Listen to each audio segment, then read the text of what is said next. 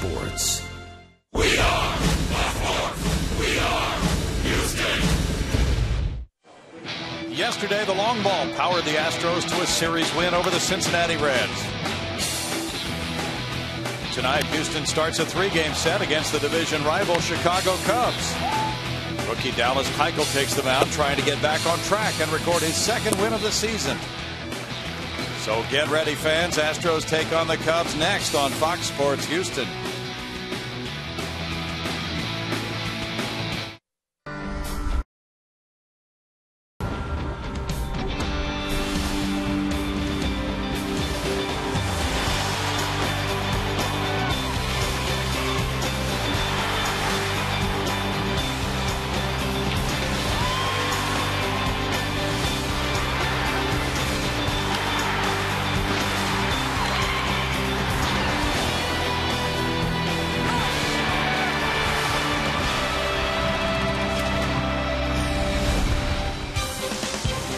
Live from Minute Maid Park in Houston, Texas, Fox Sports Houston brings you Houston Astros baseball. Tonight, the Astros open a 7-game homestand. It's the first of 3 against the Chicago Cubs. Good evening, everybody. Bill Brown and Jim DeShays. Both the Astros and Cubs had pleasant weekends. The Cubs were sweeping a 3-game series on the road, and the Astros were winning one in Cincinnati. How about that, Brownie? Pretty impressive stuff for these two clubs at the bottom of the Central Division, and the Astros got a lot done because of these two fellas. Brett Wallace having a very good road trip, hitting .333, Dominguez .471, including 2 big 3-run home runs over the weekend against Cincinnati. And tonight, it's Dallas Keuchel taking them out as the Astros come home for the first of 3 with the Cubbies against Chris Volstad. Matt Dominguez had a huge weekend. We'll see what he does in just a moment.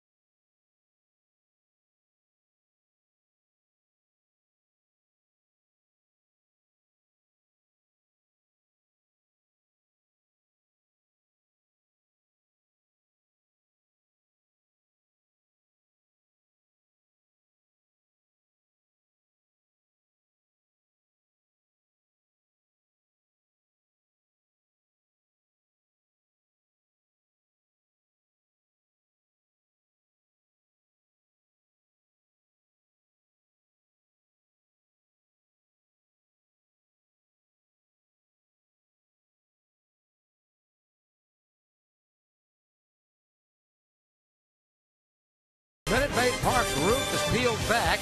The Astros take on the Cubs. The reason it's pulled back is the weather conditions tonight are wonderful. 84 degrees, only 38% humidity. The wind is indecisive, and the roof is open. To call the action, let's go upstairs. They're still under a roof. Bill Brown and Jim DeShays. Yes, thank you, Greg. It is a gorgeous night Everybody hoping the players are not indecisive as this one gets underway. First of 3. And the Astros and Cubs have played 9 times. Houston 4-5 against Chicago. Dallas Keuchel ready to go against Joe Mather. Mather's the center fielder tonight. And Keuchel gets his glove all positioned to face the leadoff man with a .210 batting average. 4 homers, 17 runs batted in for Joe Mather, 30 years old, from Sandpoint, Idaho. He shows bunt on the first one, and that is strike 1. Kerwin Danley's the home plate umpire, ringing that one up. Mather with those numbers for the season with 4 homers. He's driven in 17 with a .254 on base percentage. The Cubs have had a weird road trip. They got swept in a 4-game series at Washington before sweeping Pittsburgh. And that final loss of the 4-game series in Washington apparently fired them up, according to some of the stories. Bench coach Jamie Quirk got into it with the Nationals third base coach Bo Porter. There's a swing and a miss, and the Cubs then went out and swept the Buccos, and they averaged 6.7 runs per game in that 3-game series. It's 1-2 to Mather. They should get in a fight every night. That's all it takes. Well, you're right. Keichel's pitching against Chicago for the first time in his career. It's 2 balls, 2 strikes for Dallas, who's from the University of Arkansas. Shooting for win number 2 as a major league pitcher. That's all about commanding that fastball for Dallas. Both sides of the plate. He has a good changeup. A little chop brings him over by the third base line. It's a foul ball for Mather. The Hyundai starting lineup for Dale Swaim's club shows you Mather in center field, Darwin Barney at second base, Anthony Rizzo first base, Alfonso Soriano left field, Starlin Castro shortstop, Wellington Castillo catcher, Josh Vitters third base, Dave Sapelt right field, Chris Holstad pitcher. Dale Swaim's club 29.5 behind Cincinnati. The Astros 39.5 behind the Reds after winning 2 of 3 from the front runners on the road. They come back to a ballpark in which they've won 28 and lost 40 at home this season. And they play 13 of their next 16 here at Minute Maid Park. Keuchel got him to reach out and tap it back to the mound for out number 1. Dallas, excuse me, making his 13th big league start tonight. You see his work from his last time out. It was down at AAA for Oklahoma City against Round Rock. He worked 3 innings, allowed nothing through 33 pitches. So he's had a week off since then and limited work that night. So he should be plenty strong. And the question is, how good will the command be? So far, so good. Darwin Barney's up next. He's had a fine defensive year. Offensively, .255, 6 homers, 39 runs batted in, .296 on base average. 26 years old from Oregon State. Peeking down there at third base like he wants to see if he can drop a bunt down. Oh, yeah. Barney's on a 5-game hitting streak now. That was ball 1. He's gone 125 games without an error at second base. So that's eye-catching. That's a record. He takes that one, and it's ball 2. Anthony Rizzo's on deck. Barney, the sort of hitter who fits well into the number 2 spot in the lineup. He hit .276 last year. And that one goes out of play for a 2-ball, 1-strike count for Dallas Keuchel. Beautiful night, folks. Oh, it is. If you're hanging out at home, why don't you come on out? A lot of seats. The roof is peeled back for the first time since when? May, early May, maybe? Probably early May, yeah. Gorgeous night. That misses, and it's a 3-ball, 1-strike count to Darwin Barney. Well, that's one thing for Jason Castro. You got to lobby Kerwin Danley on that one, because Keuchel can live out there. If he can command that spot and get it called, that changes everything for him. Ground ball foul. The Astros have played 12 games with the roof open, and they are 7-5 in those home games. We should have the roof open all summer long. Didn't think about that when it was 98 degrees. That's all right. You got to suffer a little bit. You have a little rain if you want the rainbow. Well, what a gorgeous night out there. Very clear. A little roller goes foul. So now they roll over on one. You see Barney there, and that's the challenge for the Cubs right-handed hitters. They got to think the other way against Keuchel. Here are the Astros defensively tonight. It's a Maxwell sandwich between a couple of slices of Martinez in the outfield. Dominguez Green on the left side. Paredes again starting today. Jose Altuve still bothered by that abdominal strain. Ollie at first, Castro behind the plate. Altuve's getting a lot better, and he could be in the lineup as early as Wednesday night. Moving around much better, they said, before the game tonight. Tony DeFrancesco talking with the media, as did Jim Crane and Jeff Luhnow. It was a busy day for the media on the field before this one. Questions about Roger Clemens pitching for the Astros. Bouncer, and Paredes moves over for this easy two-hopper for out number 2. And now it's Rizzo coming up next. Good-looking young first baseman, offensively and defensively. And especially lately, Rizzo has put together a 7-game hitting streak, going 11 for 27, raising his average to 300. He has 12 homers. He's driven in 34 runs. Rizzo's had 257 at-bats. Rizzo, it was early this year when we were in Chicago, and the fans and the media were clamoring for Anthony Rizzo to be called up from AAA when the Cubs were really scuffling, and the Cubs waited and ultimately called him up, and he's really performed well. He's done very little against left-handed pitching so far, hitting just 182 against southpaws. Got a nice stroke.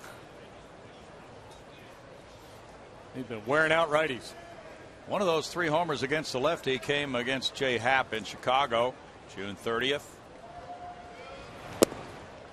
He looks at that one for ball 3. He had a 4-hit game against the Astros at Wrigley back on August 13th. Anthony, 23 years old, from Fort Lauderdale, Florida. Drafted by Boston, traded to San Diego, and then the Cubs got him in the Cashner trade. Bounced it foul. And he got the green light there on 3-0. Dallas Keuchel won his second major league start, beating Cleveland here with a complete game 6-hitter. 8-1. Trying to snap a 7-game losing streak tonight. He's lost his last 3 starts.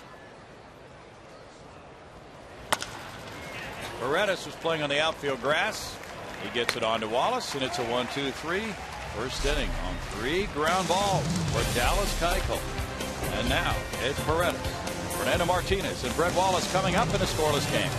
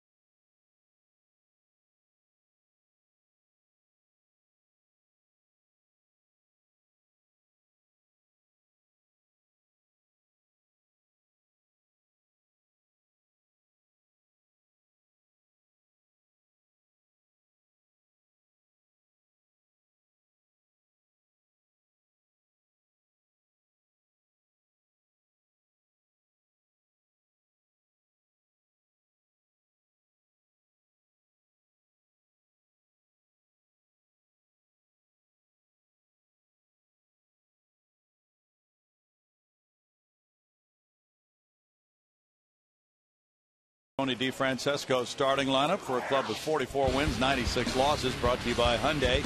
Jimmy Paredes, second base. Fernando Martinez, Brett Wallace, Justin Maxwell, Jason Castro, Matt Dominguez, J.D. Martinez, Tyler Green, Dallas Keuchel. That's big, tall right-hander Chris Volstad for the Cubs tonight. He's 2-10 with a 6.23 ERA. And better lately, though. Last 3 starts, 2-1 with a 3.63. He'd gone through a long winless drought. 0-9 in his 13 previous starts, and that winless streak went back to a good chunk of last year as well. First pitch, Beretta showing bunt, taking the pitch, and they get the ruling from the third base umpire Doug Eddings that he did not offer at it. It's ball one to Paredes. 190 for Jimmy. He's driven in 3 with a 217 on base average. 1-1. Volstad with a good sinking fastball there, and that's his game. He tries to get ground ball outs with the sinking fastball. He's a 4-pitch pitcher: fastball, slider, curve, and a change. Typically will use his slider more than his curveball. That's chopped up the line at first. Rizzo backpedals, 1 out. If he keeps showing that sinker like that, he's going to be in pretty good shape defensively. The Cubs have Soriano, Mather, Sapelt in the outfield, Bitters, Castro, Barney, and Rizzo on the infield. And as we mentioned, Darwin Barney with a record now 125 consecutive games without an error. You have to go back to April. Darwin Barney's one and only error of 2012. Now with 1 out, it's Fernando Martinez, the right fielder with a 221 average, 3 homers. He's driven in 9. Went 3 for 7 on the road trip. Taking strike 1. Volstad turns 26 later on this month. He was a first round pick by the Marlins in 05, 16th player drafted. There's a liner in between third and short. They had Castro stationed up the middle, and Fernando Martinez steered it right in there to Castro's right for a 1 out single. First time he threw anything other than a sinking fastball, and it gets smoked. Backdoor breaking ball, and Fernando stays on it. Good off-field swing.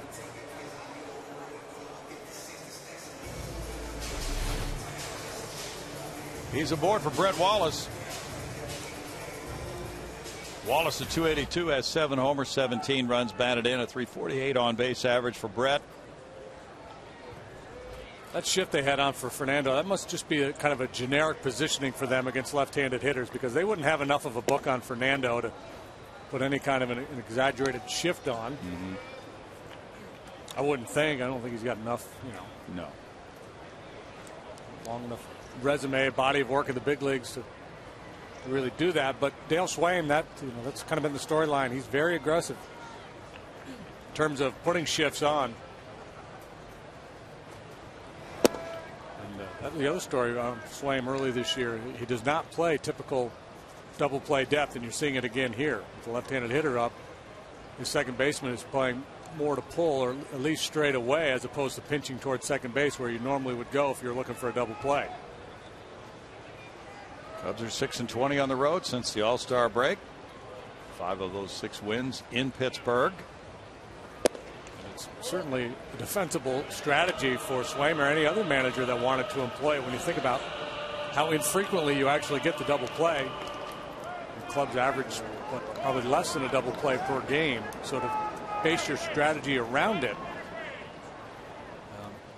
to Swaim doesn't make a whole lot of sense.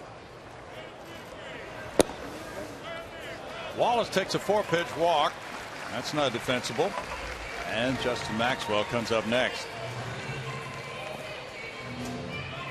2 men on, 1 out for J-Max. Volstad checking with his shortstop Castro on positioning on a possible double play. Ball hit back to the pitcher, who's going to take the throw. Maxwell, with 14 homers, has 42 runs batted in and a 232 batting average for J-Max. He was 3 for 9 with a homer in the Cincinnati series over the weekend. Justin is 1 for 14 against Cubs pitching in his career. Jason Castro on deck. He got a hanger, but could only foul it for strike 1. The Astros have averaged 3.62 runs per game this season. And it's been a low-scoring season series with the Astros and Cubs. In 9 games against each other, Chicago has scored 31 runs and Houston has scored 30. It's interesting because neither club has pitched well at all overall. It's that old adage about good pitching stopping good hitting. I guess bad pitching stops bad hitting too. If you wanted to be cynical about it, you could make that point. You probably could. That one misses, and it's a 1-ball, 1-strike count for Volstad. And you talked about that long streak he had in between wins. And that 6.23 ERA for Volstad is the 4th highest by a Cubs starter in the last 90 years for a season. Jim Bullinger had an ERA over 7 in 96. Mike Morgan had a 6.69 in 94. Maxwell awaiting the 2-1 pitch next. Volstad has not won a game on the road. He's 0-5 with a 6.69 away from Wrigley. He came out of the gate throwing strikes with the sinker. He gave up that base hit to Fernando, and all of a sudden he got very gun shy. And misses there for ball 3. Now they're going to call a swing.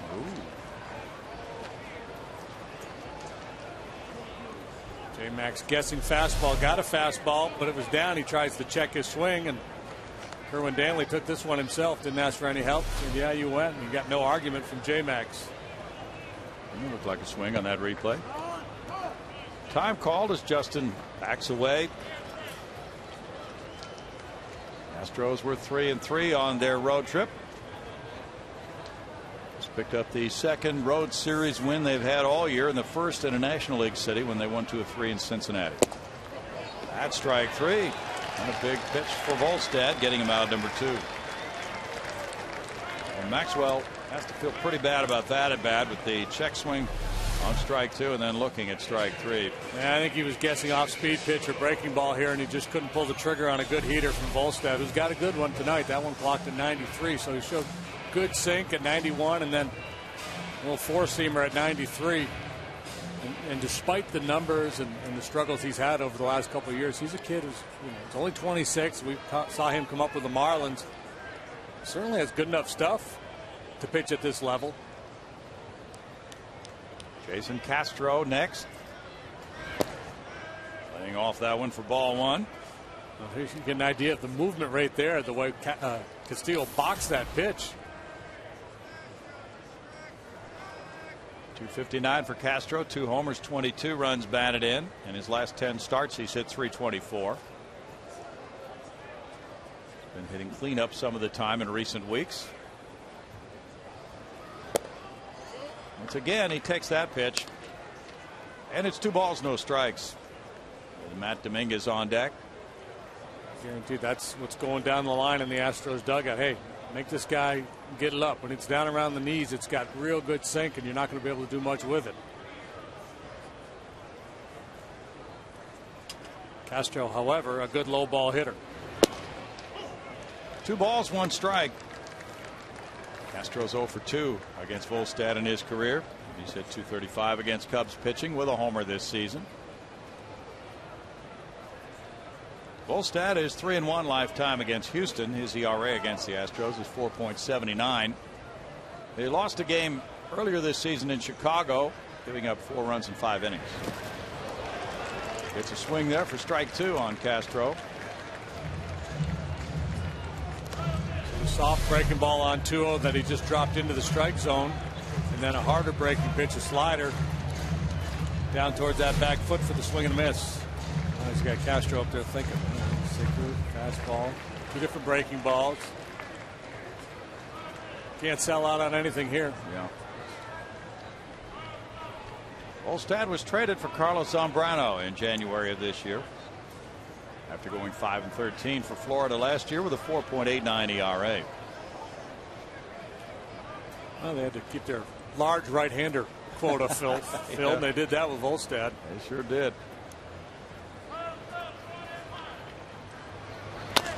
Bouncer to second base. Barney is there. On over to Rizzo. No runs a hit. 2 men stranded after 1 no score.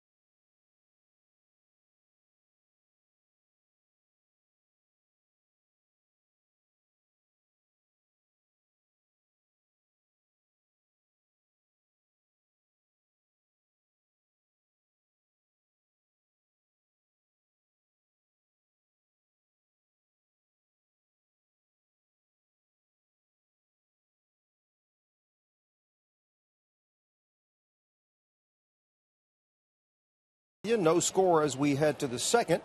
Oktoberfest is coming to Minute Maid Park Saturday, September 15th as the hometown 9 takes on the Phillies. This brought to you by Budweiser. Purchase an all-inclusive ticket packages for a game ticket and access to the pregame event with beer sampling, live music, folk dancing, and a lot more. Root now and buy those tickets at astros.com/Oktoberfest, guys. And I guess you need to come ready to polka. Oh, yeah. No doubt, Bart. We go to the second inning of a scoreless game. Cubs went out on 3 ground balls in the first. Alfonso Soriano is their main threat with 94 runs batted in. You got to come and do the chicken dance. Oh, that's fun too. 28 homers, an 812 OPS for Soriano, a 260 batting average for Alfonso. He's hit 3 homers against Houston this year. And he looks at that one for ball 2. It's 2 balls, no strikes for Dallas Keuchel. Cubs tried hard to deal Soriano prior to the deadline. Could find no takers. He's had a pretty solid year for them.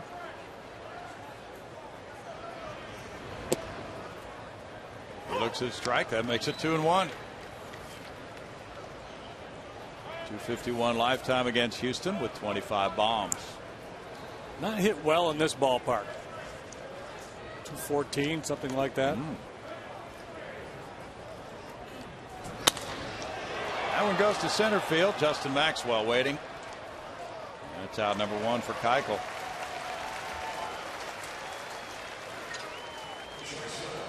Now Starlin Castro, who just inked a big contract extension with the Cubs. Big part of their ball club. He's on a 7-game hitting streak right now with 12 hits in his last 29 at bats. 7-year contract with a club option for an 8th year in 2020. 414 during his 7-game hitting streak, up to 280 for the season with 71 batted in. 12 homers, a new high for him. Now this is going to be a very interesting deal to follow. The commitment they've made to Castro, who is far from a finished product.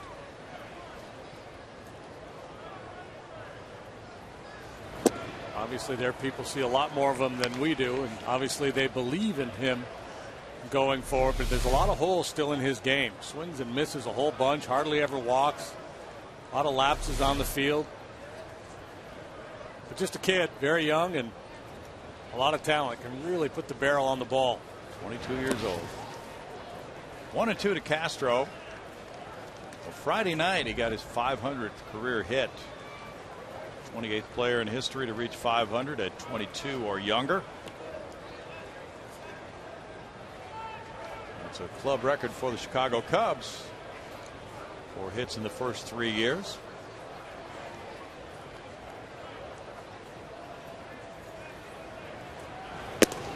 Upstairs, and it's 2-2 to Castro. Castro's 8th in the league in hits with 157. Walked only 28 times. And it's a low on base percentage. Does have a little pop. He's hit 12 home runs to go along with 23 doubles. Ground ball third. Dominguez backhands and gets it. 2 outs. And of the 5 outs, 4 have been grounders for Dallas Keuchel.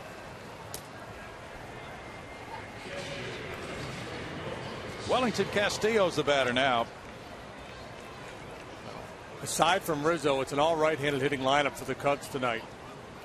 And if they get greedy with their eyes locked on the Crawford boxes off a soft tossing left-hander, and Keuchel keeps throwing that sinker down and away, it's going to be an easy night for him. 277 for Castillo, 4 homers. He's driven in 15. There's recall from Iowa at the end of July. Castillo takes a look at ball 1.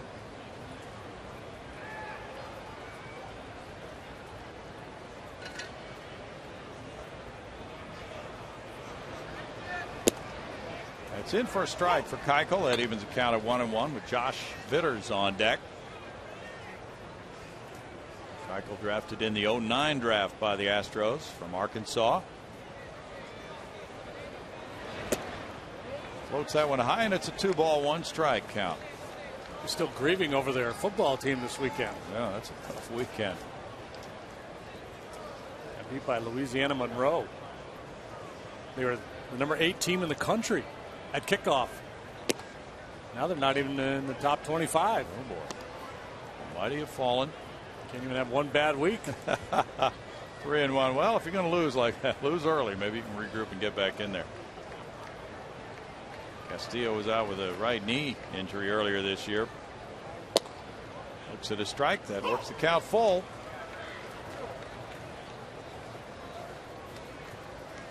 Cubs have played very well at home. They're .500 at Wrigley Field, 34-34. On the road, they're 20-52. But they are very close to playing .500 ball here at Minute Maid Park since it opened, with 49 wins, 51 losses.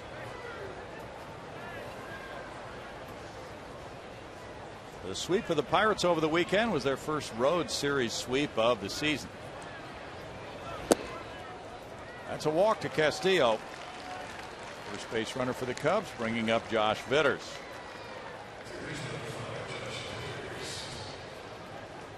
Vitters just turned 23 in late August. He was a first-round pick in '07. The third player drafted that year. He has struggled so far. .085, 2 homers, 5 runs batted in. He was at AA Tennessee last year. He had committed to Arizona State when he signed after high school.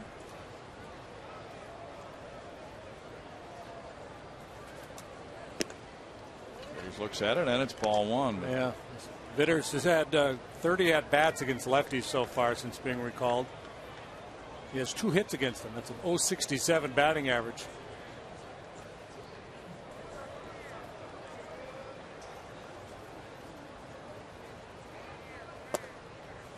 It's 2 balls, no strikes. Vitters hit his first career homer August 20th in Milwaukee.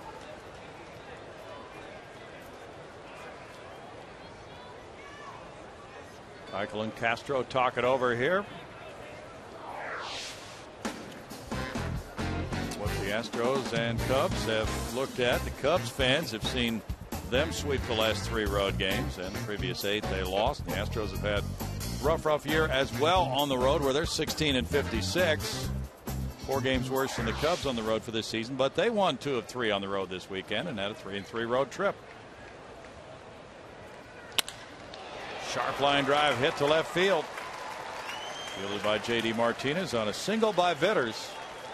Tough weekend for both the Pirates and the Cardinals. Both teams in that wild card chase. And St. Louis lost 2 out of 3 to a resurgent Brewer team that's on life support, but still has a outside shot of claiming one of those wild card spots. And Pirates, of course, as we mentioned, swept at home by the Cubs. Pirates leading Cincinnati tonight behind Wandy Rodriguez 3-1. They've played 4. Cardinals play later on in San Diego. Dave Chappelle has 10 at bats and 1 hit, and whacks one near the left field line. That's going to get a runner home. Castillo scores on an RBI double by Chappelle. His first RBI as a Cub. 1-0 Chicago. Chappelle going after that first pitch. It's the Dave Chappelle show here at Minute Maid Park. Now after the 2-out walk, single Vitters, single Chappelle, visit Brocail. Castillo comes chugging home. And now the good news is, and this will be the good news for the next couple of weeks, and that's it for the Astros, because in the American League this won't happen, where you have the pitcher stride up there when you get a chance to get out of a potential big inning. Yeah, that's a good point. So Chappelle, who came from the Reds in a trade, the Sean Marshall deal over the winter, gets his first major league double. And it's Chris Volstad batting. He has 3 hits and 22 at bats. That's ball 1 to him.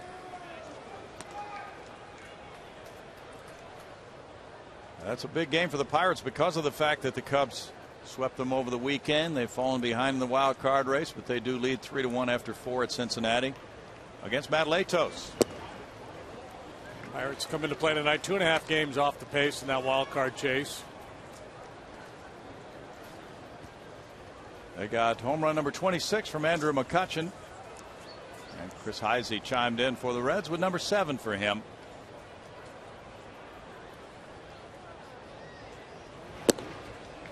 It's comfortably out front for the first wild card spot. Then it gets tighter. Cardinals claiming right now the second spot. Dodgers a game and a half behind them. Pirates 2.5. And Milwaukee and Philadelphia 6 back. 3-0 count to Volstad. Strike one. If you were to identify a club a few weeks ago that might have a chance of making a miracle run, Philadelphia, because of their pitching, would come to mind. And, likely not going to get there, but making a pretty good run. Yeah. And they will be here starting Thursday night for a 4-game series. Bouncer shortstop. And there's the play on over to first by Tyler Green. 1 run, 2 hits, 2 men left. It's 1-0 Cubs.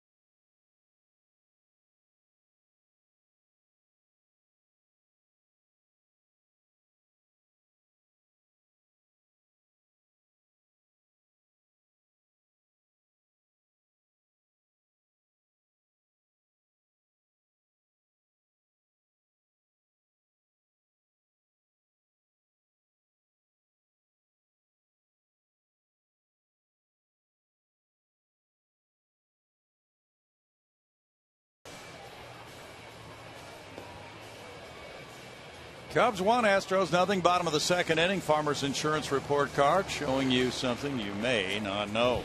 There's Matt Dominguez, Silly leading off the home second inning. Might be about him.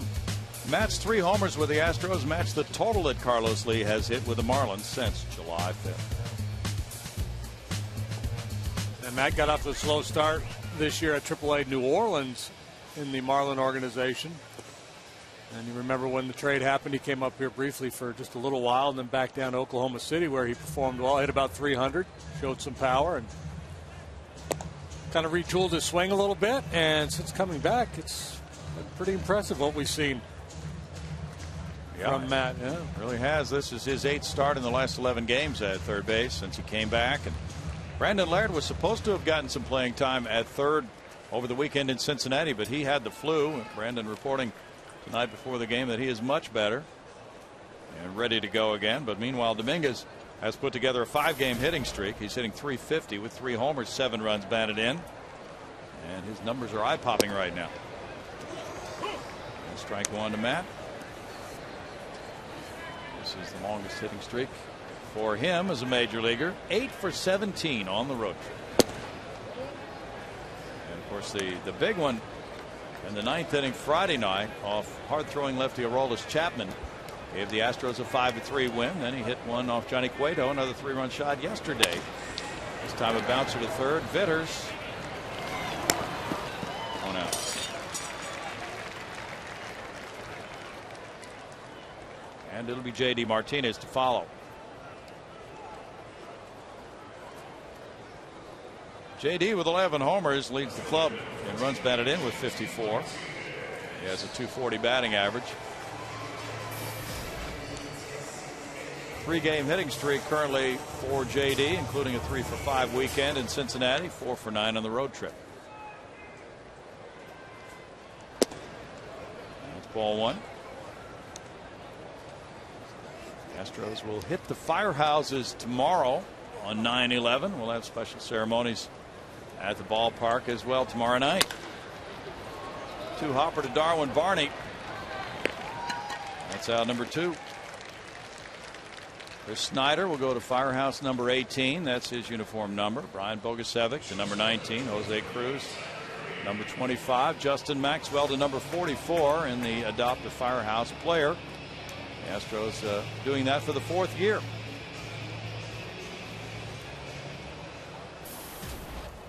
Tyler Green at 232 with 10 homers has 27 runs batted in.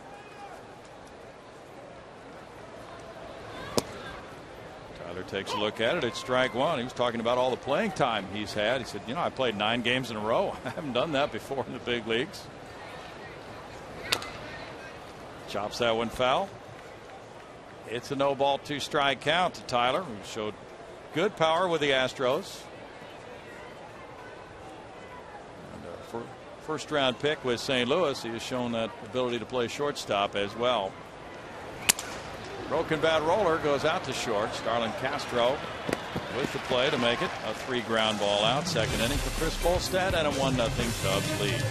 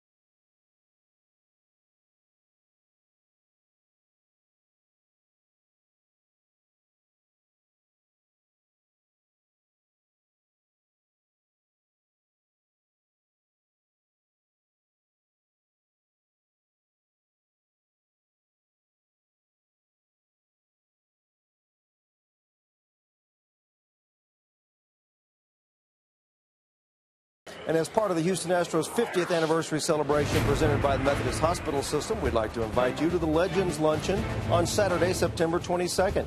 Enjoy lunch and a 50th anniversary program with your favorite Astros alumni, including members of the all-time 25-man roster. Get your tickets now at Astros.com. What do you guys think of the all-time 25-man roster? Any discrepancies on your part? Well, a few, but we'll always have disagreements, won't we, Paul? Yeah. I haven't taken a real hard look at it. I was a little surprised not to see Brad Lidge on that club as a relief pitcher, but it looks like the voting just was like they just named a bunch of pitchers and then they put some in rotation, put some in the bullpen. Right. This Keuchel's pitch is strike 1. JR and Shane and Mike Hampton and Roger Clemens and Don Wilson are all listed in the bullpen for that club. I think you could also make a case for Glenn Davis. You could, yep. Oh, yeah. It's a tough job, Bart. Out to the shortstop, Tyler Green. Let's see, there were 12 of us who voted, and I'm sure we didn't all agree. But in particular, the catcher spot was difficult for me. Should it be Ashby or Ausmus? At third base, it's a toss-up between Rader and Caminetti. And we have Berkman as an outfielder. Of course, as you know, he played a lot of first base as well. So you can play around with that. I think I had Jimmy Wynn, but I had Berkman as a first baseman outfielder. So you can classify it different ways when Barney takes ball 1. But I think we would all agree that Berkman and Wynn should both be on the team, and they are. And Jimmy's on the bench. Give you a dangerous bat off the bench. Oh, yeah. So in addition to the ones you saw on your screen, starting pitchers are Durker, Niekro, Ryan, Oswald, and Scott. These are the reserve position players: Wynn, Watson, Morgan, Doran, and Caminetti. Really nice to see Billy Doran make that. so on down the line. Yeah, tons of talented pitching on this club. And that'll be a great weekend coming up in a couple of weeks. Many of them will be back here. That roster, by the way, consists of 12 pitchers, 13 position players, and a manager. It's part of the 50th anniversary celebration this year. It's not really all that different from the all-dome team that we celebrated when we're moving out of the dome. True. Yeah, Biggio and Bagwell had enough years in before the move was made. There's a line shot, right field line. That's in for a sharp hit for Barney and a 6-game hitting streak for him. And hit number 3 for the Cubs. Durker, Niekro, Ryan, Oswalt, Scott. I would have had J.R. Richard in the starting rotation. The most dominant pitcher in Astros history, but he's on the club. So we could quibble with that. But still, well, the main thing is to put them somewhere on the 25-man team so they get recognition.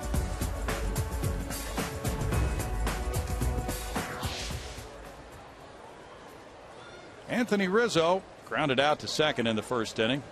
That's a great thing about working on teams like that. We probably would not all agree. There's got to be room for debate there. Or that Casey Candela at my club. Yeah. Just to keep things loose. You bet. And of course, a lot of talented people get left off when you put together a team like that. Yeah. There's no cash prize for making it. So. Just 25 players for a period of 50 years. That's a foul ball. Rizzo falls behind in the count, 0-1. And many of those players will be back for that luncheon. Legends Luncheon. We'll be talking about that with Andrea Andrus next inning. And tell you about how you can get all set. That luncheon will be Saturday, September 22nd at 11 o'clock in the lobby at Union Station here at Minute Maid Park. Craig Biggio, Nolan Ryan have committed to attend. Billy Wagner's coming in. J.R. Richard, Greg Reynolds, Jose Cruz, Larry Durker, Alan Ashby, Shane Reynolds, and Mike Hampton will be here. Out to second base, Paredes gets the force play to Green, no double play. And Rizzo reaches as Paredes gets it to Green, 4-6 for out number 2.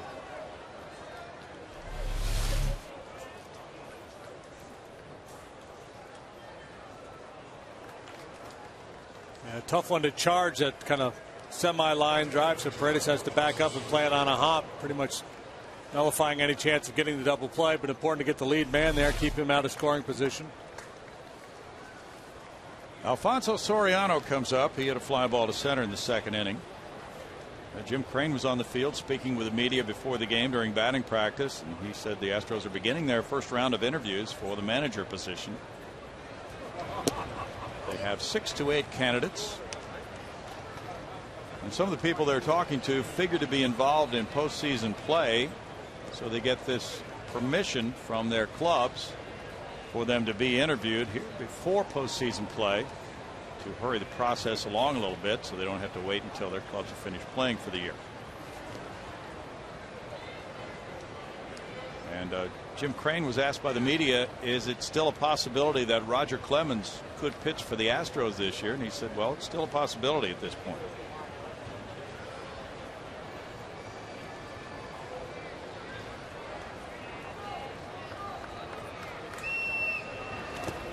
Going to miss there by Soriano. It's 1 ball, 1 strike. Clemens, as you know, pitched over the weekend again for the second time for the Sugar Land Skeeters. And so there's this buzz in the media tonight, or at least there was before the game. Some of the folks in the media think Roger will pitch here during this homestand, maybe against the Phillies. I don't know if you could do that. No. Well, the Phillies are, like I said, they're kind of on the fringes of that wild card race. They are. Foul back. 1-2. Well, yeah, you'd want to pick a non-contender, ideally. Not that Roger's not capable of pitching a fine major league game. That's what nobody knows for sure, right? Right. I saw a little video of Roger, and he's throwing the ball good. I'd be fearful of a line drive back at him. Absolutely. Yep.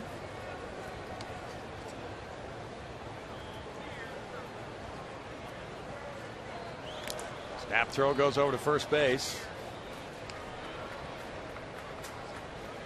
Cleveland and Minnesota are scoreless after 2.5 at Minnesota. Phillies, you mentioned them. They're leading tonight 3-0 at home against Miami in the bottom of the 6th inning. Dominic Brown hit his second home run. With their pitching, the Phillies could certainly put a strong run together. Right now they're 2 games below 500, 69-71, and 6 games back of the wild card lead. They're 6 games back of St. Louis right now, the second wild card team. So that's doable. It's tough though when the games get down to about 22 remaining to make up 6. Yeah, especially when you got to jump over, multiple clubs. They got to get over the Cardinals, the Pirates, the Dodgers. Well, what a big win for the Giants over the Dodgers last night with Barry Zito on the mound. He pitched a very good game. The Dodgers took the ball out of the hand of Clayton Kershaw with a hip injury. It's hard to root for the Dodgers with all the money they spent. There's a tendency to feel like they're trying to buy their way. Yeah, they're like the Yankees of the National League now. Runner takes off on that pitch in the dirt, and he will make it. Rizzo started instantly when he saw that pitch would be hard for Castro to handle, and the count goes to 3-2 as he moves on the wild pitch.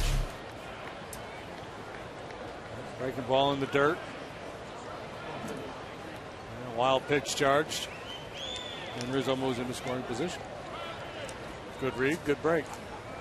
Well, we say that, but I guarantee you the Dodger fans are thrilled with what the new ownership has done out there. And that's their only constituency that the Dodger ownership has to worry about is their fan base, and they're thrilled with the acquisitions they've made. 3-2 to Soriano.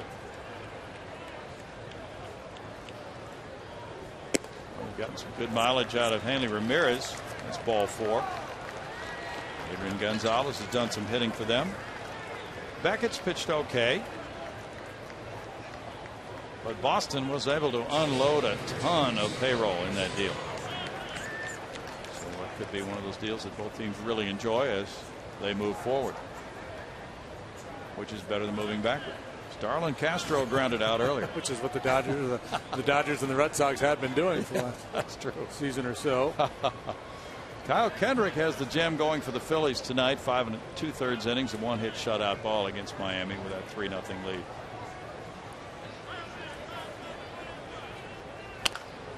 It's top foul. Pat Listash coaching at third. He lives in the Houston area. He'll retrieve that one. He's back home. Jamie Quirk, former Astros coach, back in town as the bench coach for the Cubs, and Dale Swain. Dave McKay is here, the first base coach, former Cardinal coach. He was renewing his friendship with Jeff Luhnow before the game. It's a 1-ball, 1-strike count. Detroit leads the White Sox 1-0 after 2 at Chicago. And a very important game for both those clubs, with the White Sox having the upper hand on Detroit with a 2-game lead right now.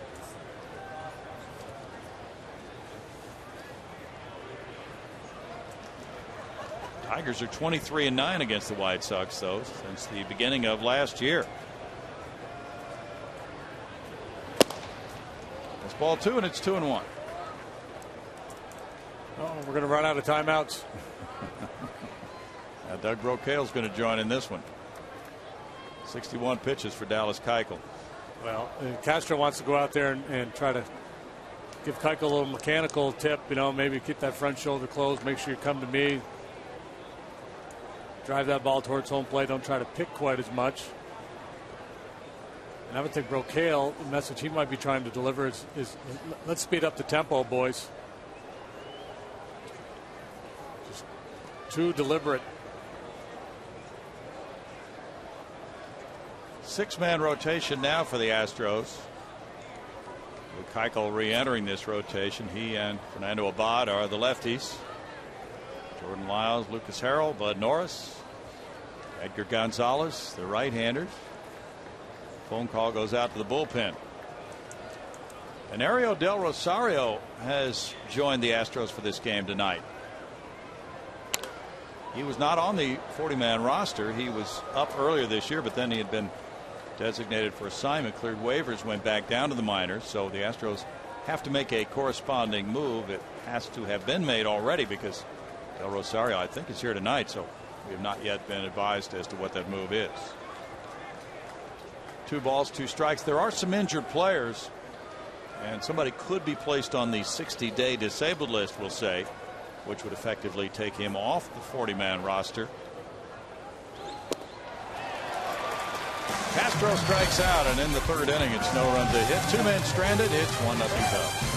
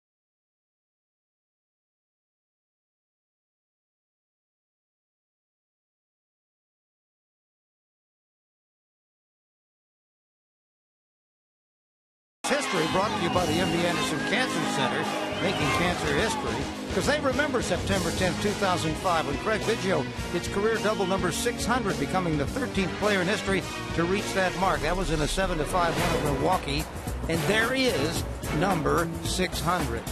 That was a milestone, to be sure. This date in 1881, though, Roger Connor hit the first Grand Slam homer ever. That was also a milestone. On this date in history, brought to you by MD Anderson. Guys, Willie T scoring on the play, as you saw. So Craig Biggio here tonight, and also he's by Jeff Luhnow there, and Sig Mejdal on the other side of Craig. But Craig is involved in the managerial process right now as far as the Astros, rounding up candidates and interviewing people. He is involved as an advisor to those who are working on that, Jim Crane, Jeff Luhnow, and the others. Craig's his son Kevin, they just won a world championship in Korea. That. The under-18 world championships were played in Korea recently. Kevin was part of that select group, and the United States beat Canada in the gold medal game. Nice. Kevin hit, I think, 323 in that tournament. We never heard anything about that, JD. It didn't get a lot of play over here, Brownie. No. Where did it get played? Korea? Nowhere, really, I don't think, except the amateur baseball world. You know, the people that pay attention to that. I bet you there's a lot of scouts there. We need to know these things. 3 balls. You can Google it. Google under-18 baseball championship, and you can kind of find your way to the website and get all the stats and everything. Very good. 3 balls and a strike as Keuchel bats against Volstad and looks at a walk. How about that? Lead-off walk. Brain cramp. Pink elephant walk. Yeah. Whatever you do, don't walk. Lead off guy. Whatever you do, don't walk. Biggio hit a double. Yeah, 5th all time, first among right-handed batters. How about that? Lest you forget. Folks who are voting this winter on Hall of Fame will not forget. They are all well aware of those numbers. Jimmy Paredes grounded out in the first inning. That'll be his first year of eligibility. Sig breaking it down there on the computer for Craig. Yeah.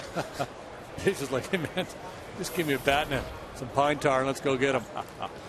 Francisco Cordero has been released by the Astros. We just got the email from Gene Dias on that, and that makes room for Enario Del Rosario.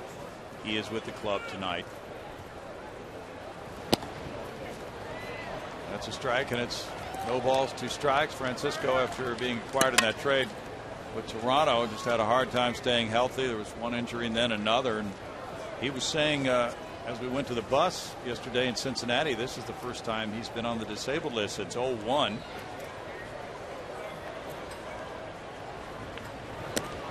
Upstairs, and it's a 1-ball, 2-strike count.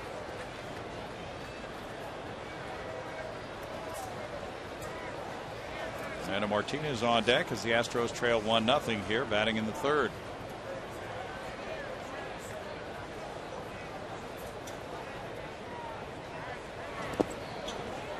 It's ball 2. Volstad was the Cubs' number 4 starter to open the season. He's the only remaining member of that original 5-man rotation for Chicago. Cubs will be starting Justin Germano tomorrow night and Travis Wood Wednesday night against Jordan Lyles and Fernando Abad. That's high to center field. Joe Mather back. Here's the tag at first by Keuchel, and Keichel's coming to second, and he's going to make it. That guy play the game. Good base running by the pitcher. Moving up on a fly ball, 1 out. That is impressive. It really is. I know some position players that wouldn't have been savvy enough to pull this off. Oh, yes. Throw got by Castro. Yeah, great job. Play the whole game. Outstanding work. Just don't hurt yourself going head first into second base. Fernando Martinez singled through the left side in the first inning. He pulls this one foul. Ooh.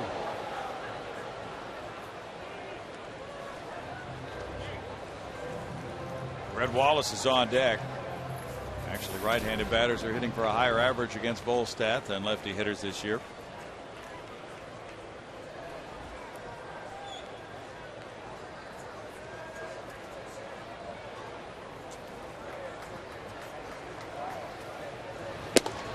Spins him around. It's a 1-ball, 1-strike count. The Astros have gone 22 games in a row without scoring 6 runs or more in a game. Goes to the lead elbow. A little umbrage at that hard contact from Fernando. Yeah.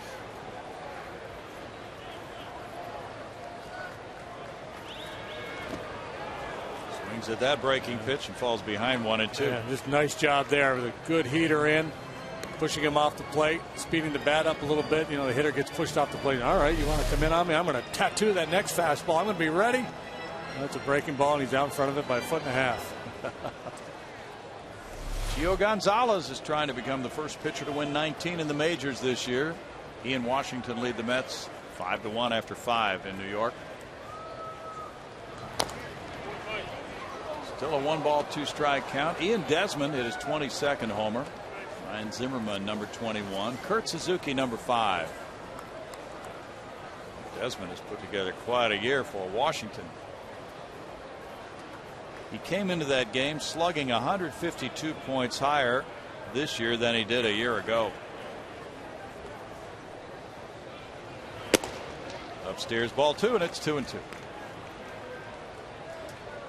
now life without Strasburg begins for the Nationals. Well, they're scoring a lot of runs. Yes. That'll help. But, you know, you get into postseason, and certainly the further you advance, the tougher the pitching tends to get. So you count on playing some low-run games. That's when they'll really miss him. It's a little roller out to third. Vitters laying it on to first. Rizzo back to the shortstop, Castro. Oh, the base running of Keuchel. And he beats that throw back to third base. Keuchel is channeling Jackie Robinson here tonight. He's got no business going to third base on this ball. Watch this. It's out at first. Is the second out in the inning. He's got a very important job to do on the mound, but he's saying, you know what? I'm going for it. Take him out. Back. Not going to look at me. I'm gone. He is feeling it. Well, that was bold after looking at what he was doing. Just waited for the throw and sprinted. Yeah.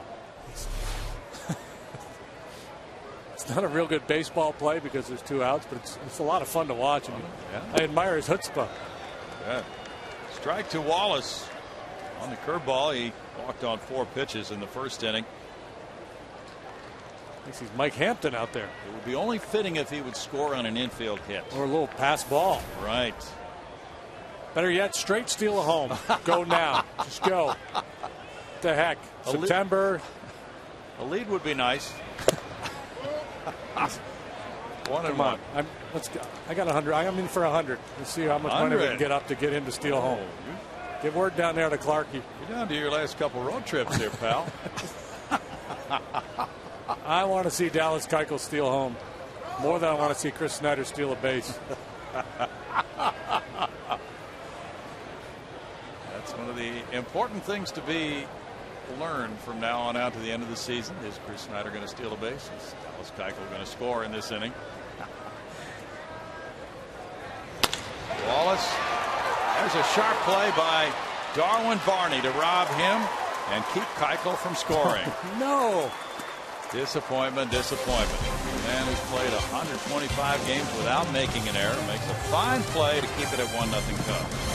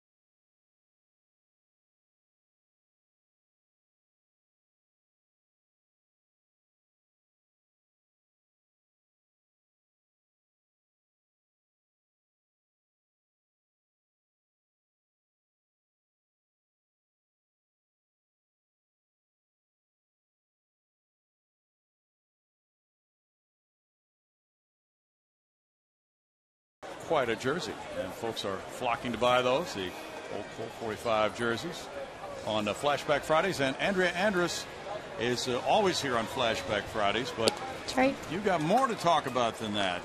Big plans coming up for the remaining few weeks of the season, Andrea. That's right. We have so many fun things coming up for our fans over the last 2 homestands, so I want to come and share those with y'all. All right. Well, as Dallas Keuchel warms up, we can talk about the Paul McCartney concert coming up after the season. That's right. It is after the season, but it's going to take place here at Minute Maid Park. He's actually coming back just to do 2 concerts in the United States, and we're one of the 2. So it's pretty exciting. And tickets go on sale. They're all Ticketmaster locations this Friday, September 14th. So go out there and get those. We're sure it's going to sell out again, and he's only going to be, at 2 places in the entire country. So we're excited, and the concert's actually on November 14th. And he has not been to Houston in 7 years? That's right, 7 years. So it's due. We're due for a Paul McCartney concert. We are due, and some lucky fans will win a pair of tickets tonight. that concert, right? That's right. Tonight, and then also over the weekend, we're going to give away a few more pairs of tickets to some of our fans, and also during the last homestand, we'll give away some tickets. So another incentive to come out and see your Astros. You bet. And also after the season, the gala for Milo Hamilton, who's in his last year of a legendary career as the Astros broadcaster. And I know you guys have been working very, very hard and getting a lot of dignitaries such as Hank Aaron to come in for that. That's right. Anyone can attend this event. You can just go onto Astros.com and purchase a ticket, individual seats, or a whole table. It's a great opportunity for businesses, or again, just fans of Milo or Hank Aaron. And it'll be a very unique event, and it should be a lot of fun. It benefits the Astros in Action Foundation.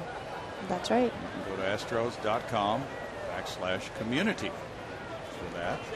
And then there's the Legends Weekend with Castillo batting now with the 0-2 count. And that's ball one. Legends Weekend, we've been talking about that. We talked about the all-time team that was just named, and so the excitement is building for that, Andrea. That's right. You can expect to see everyone here that weekend. Craig Biggio, Nolan Ryan, Billy Wagner. We just have, some of the favorites from the Astros. A sharp hit into center field by Castillo. Yeah, Billy Doran's really a fan favorite around here, and it was great to see him named to that team. And there are so many. We're lucky that a lot of these guys live in Houston, and people get a chance to see them. But for some of those, the Billy Wagners of the world who really have not been to Houston all that often since he retired, that's going to be a nice treat for the people who come. That's right. Some of these players haven't been back since we started playing here at Minute Maid Park, and so we've been in communication with them, and they're excited to see the new park, or new to them park, and be here for the first time. A lot of baseball history.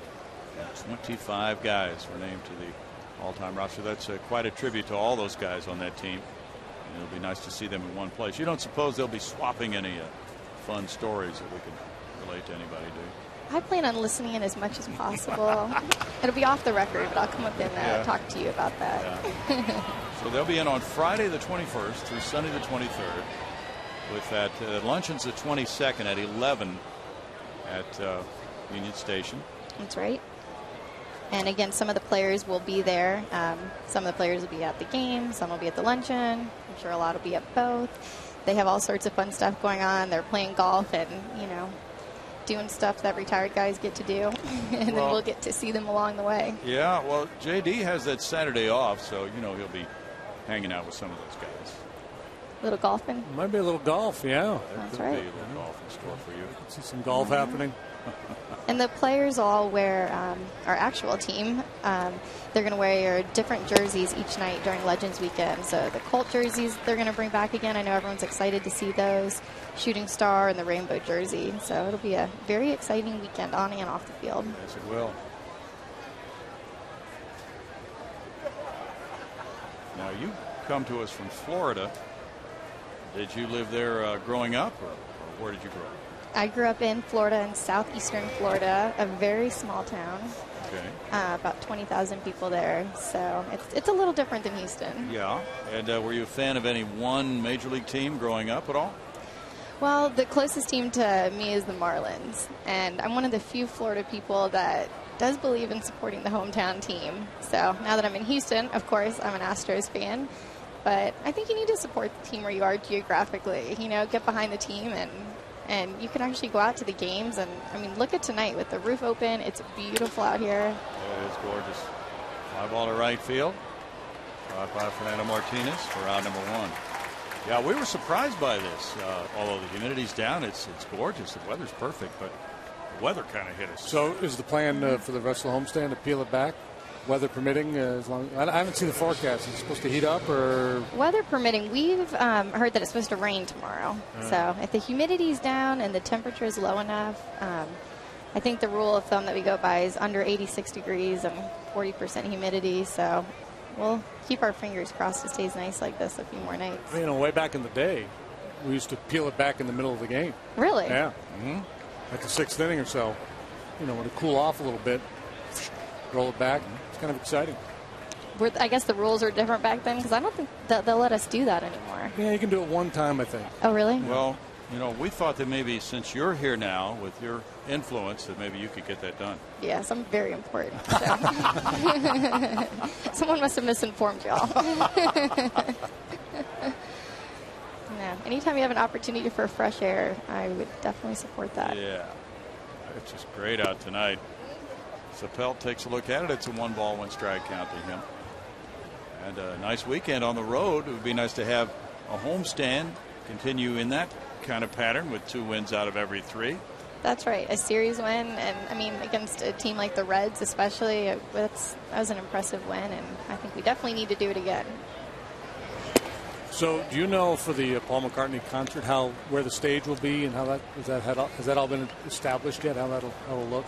I don't think it has all been established yet. This kind of was sprung on us a little bit late, but I'm sure that we're going to be sold out. I mean, that's no doubt about it. So they'll have to put a stage in a position where everyone has a great view, and I think based on the size of this venue, that there's going to be a great seat no matter where you sit.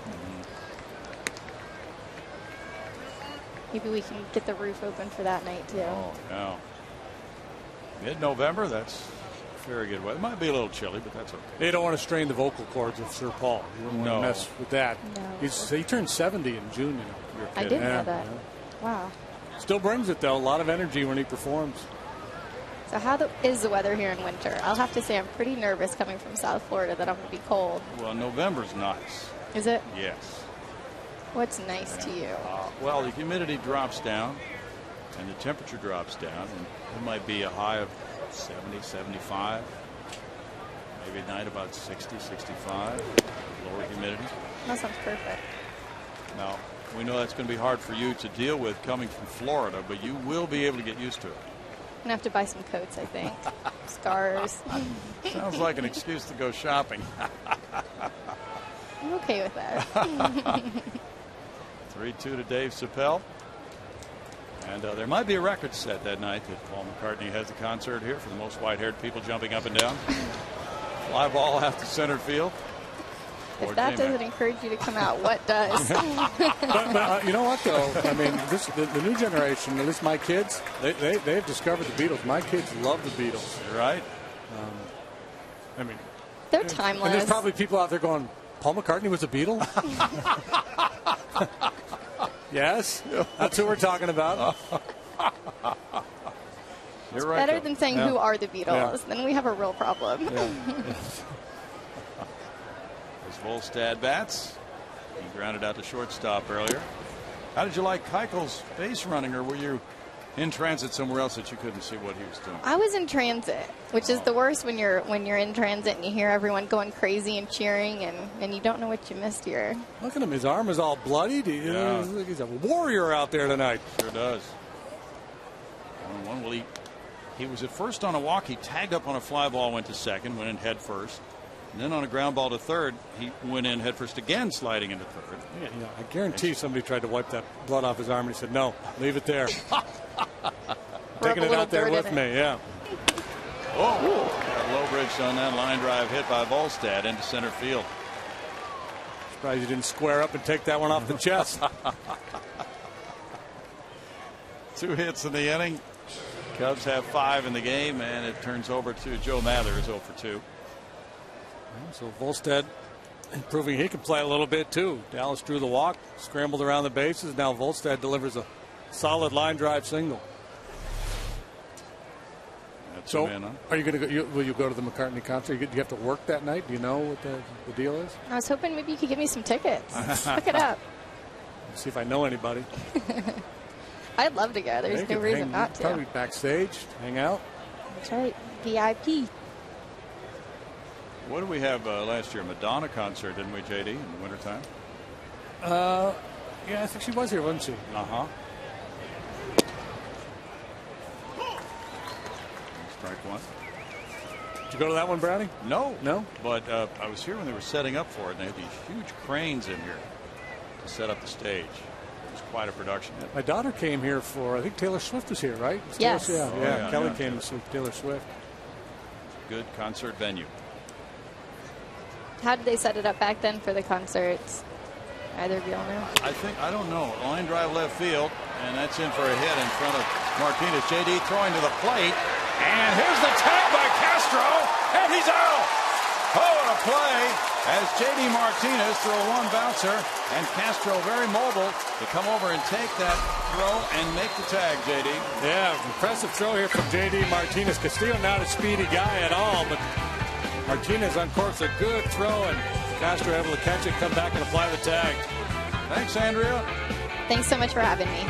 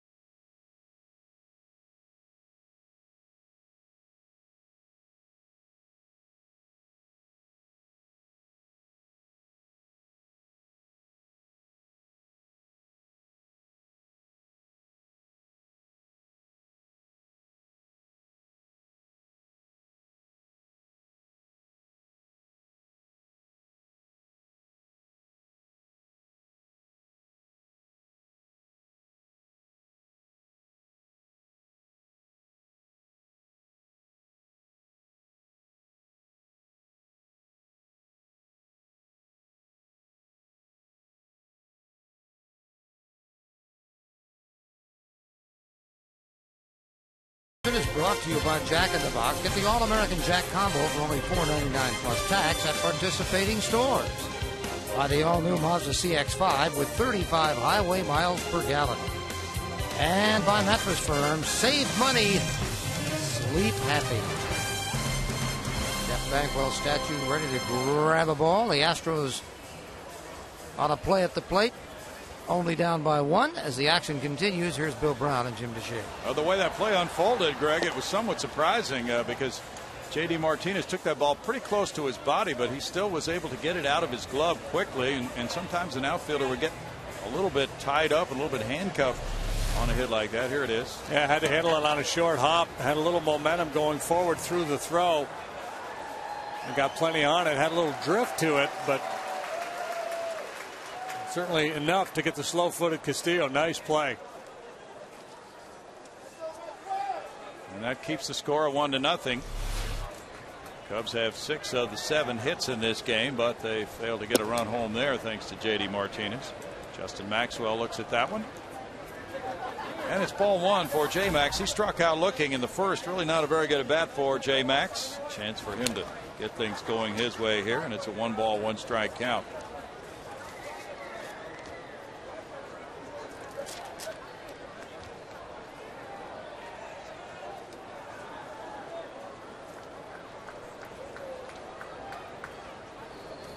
Olstad gave up the hit to Fernando Martinez in the first inning.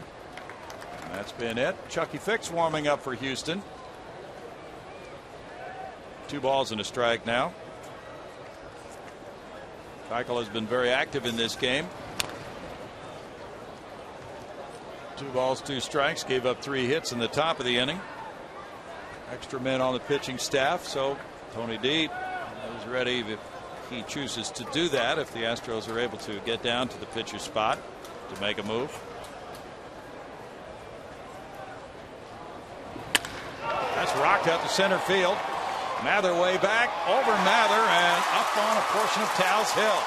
And this is a triple in the making, especially with J-Max's speed. Easily a triple, standing up for triple number 3 of the season. And once he gets up to speed, he's fun to watch run. Big long strides. Really eats up a lot of ground. It was the second kind of hanging breaking ball in that sequence from Volstad. He had a good swing at the first one, fouled it off. He did not miss this one. He squared it up and hit it hard. Big long strides. I was talking about churning and burning. Leadoff triple. A must-score situation. Yes, it is. Jason Castro's the batter. He grounded out in the first inning. Infielders stay back. It's hit number 2 for the Astros. That's into right field to tie the game 1-1. RBI single for Jason Castro. Jumping on the first pitch for his 23rd run batted in.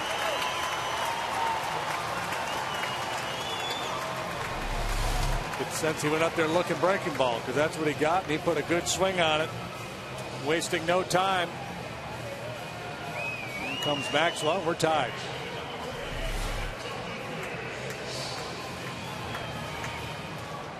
Matt Dominguez follows. He grounded to third in his first at bat back in the second inning. Dominguez just turned 23 in late August. Strike one to Matt. Went to Chatsworth High School in Southern California. And then was a first round pick of the Marlins in 07. Last year he had 45 major league at bats with the Marlins. He was drafted right before or right after Brad Mills' son Bo. Pops it up to shallow right field. Barney has the angle on it. One out.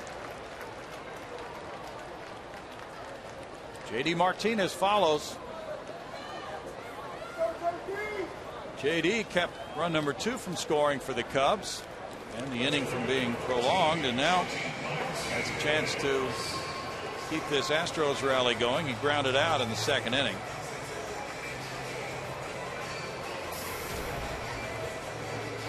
Been a rough year for JD. You know, a big chunk of those RBIs came very early in the year. Then he went into a pretty good funk. Started to bounce back a little bit, then slumped again. Was sent to AAA. So he's got a lot of work to do this winter. He's been working on his swing. He took that kind of preset toe tap out of his approach while he was down at AAA.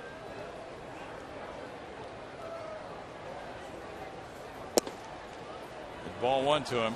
And, you know, I'm not a hitting guru by any stretch, but it still looks to me like he's not getting his lower body involved. It's kind of an arm swing right now.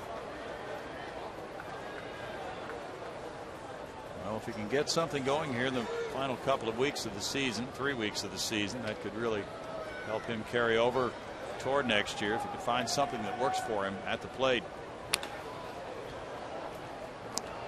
1 ball, 1 strike, and much of the year he's just been trying to make adjustments and fine-tune some things because he has hit some deep pockets. He's trying to simplify it. It's just a little subtle weight shift back, not much of a stride, if any. And you know, again, it's tough to make adjustments on the fly at this level. So you learn. You know, you get beat up a little bit up here. What wasn't working didn't work, and sometimes it takes a while for a player to be convinced that he needs to make those adjustments. You know, especially when he's had the kind of success that JD had coming up through the system. Right. This one gets by the catcher, Castillo. Castro takes second.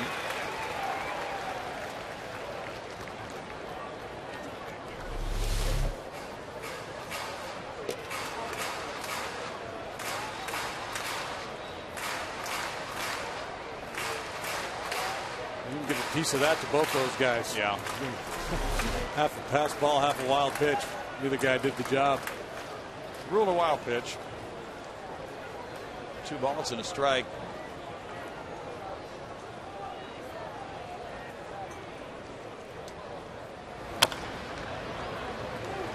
Clark.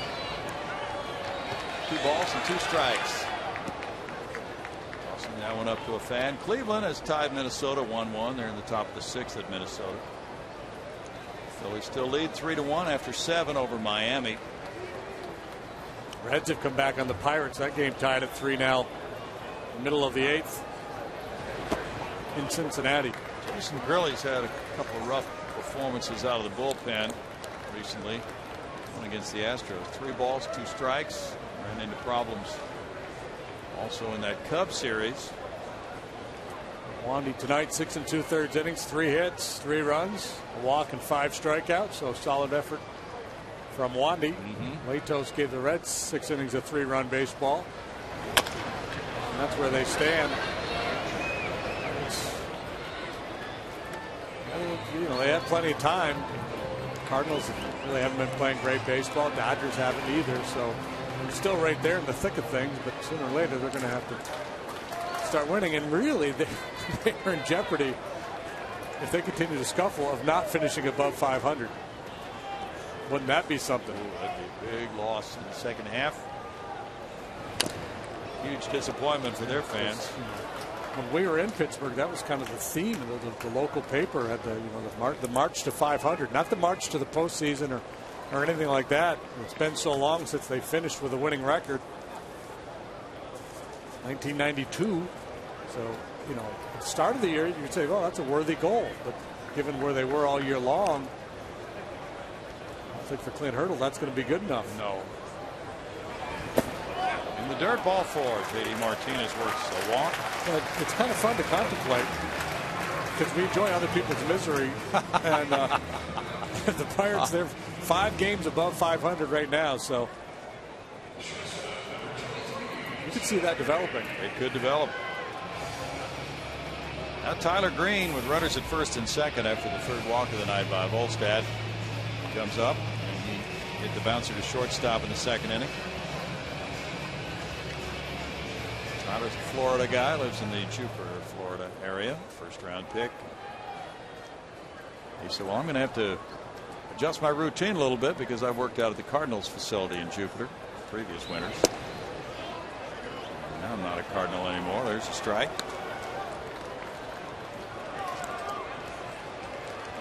Dallas Keuchel's spot is due up next, but a possible pinch hitter's on deck. Years ago, clubs would extend that courtesy to players and other teams, let them work out at their facility, but I don't think that happens anymore. Don't believe they do.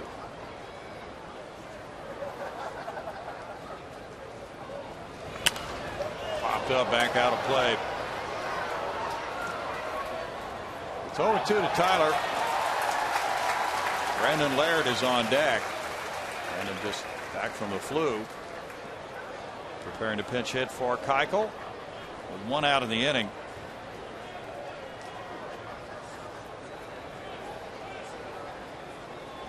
Tigers 1, White Sox nothing. They're in the middle of the 5th now in Chicago. In tight end, that's ball 1 to Green.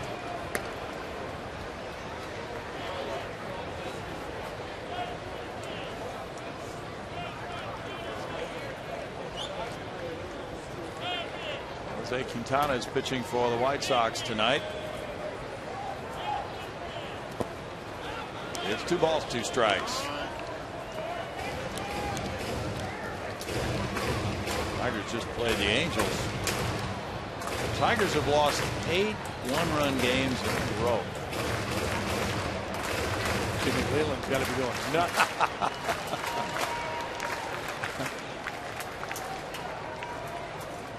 White Sox have really been in the lead for 96 of the last 104 days in their division.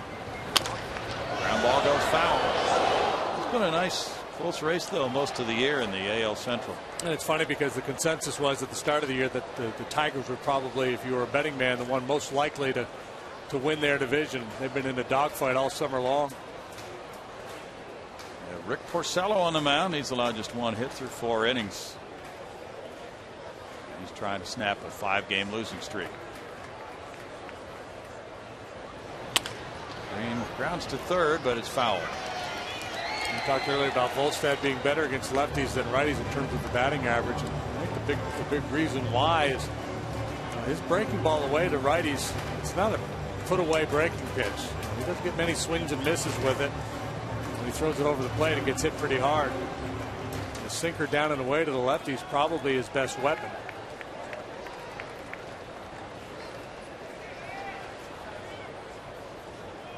Chris had a 2.88 ERA and about a half a season with Florida, his first year in the big leagues in 08.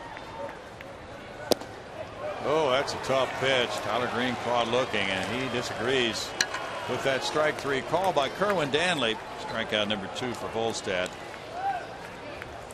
I think the sinking fastball is by far his best pitch. If I were his pitching coach or catching him, I would throw that pitch as often as possible. He painted there. Really did. Now there's going to be a conference at the mound with a pinch hitter coming up next. Brandon Laird has been announced as the hitter for Dallas Keuchel. Chris Bosio, the pitching coach, had to go over with the battery mates. Brandon Laird as a hitter. Starting pitcher and the catcher, the pitching coach, they'll all meet before the game and go over the other team's lineups, and they might touch on some of the bench guys, but a little bit of a refresher. You only want to put so much on the pitcher's plate. He's primarily concerned with those 8 guys in the starting lineup, and this has become the norm here. As soon as the pinch hitter comes up, the pitching coach trots out to go over the scouting report.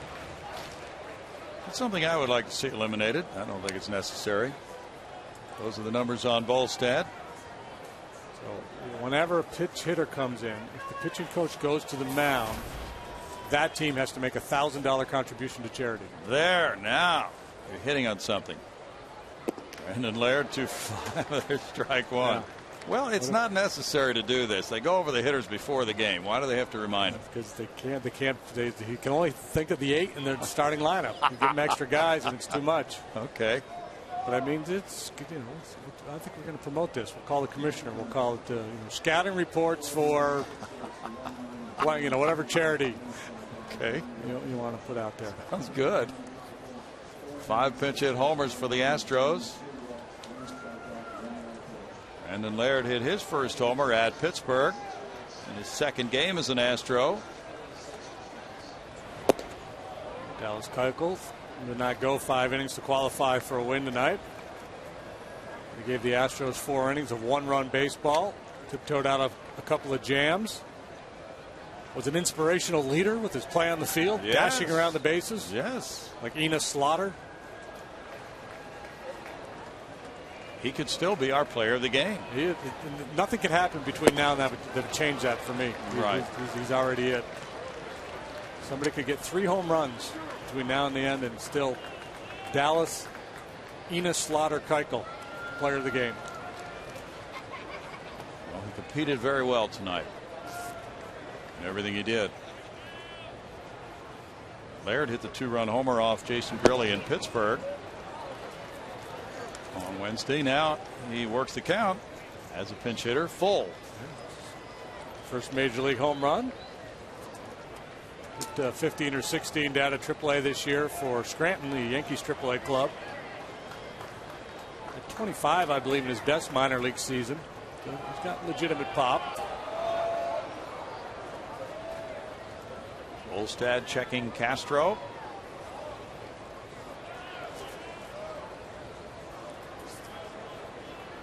Three, 2 outs. The runners go. And it's a strikeout. And the Astros come up with a tying run in the 4th inning on 2 hits. They strand 2. It's 1-1 after 4.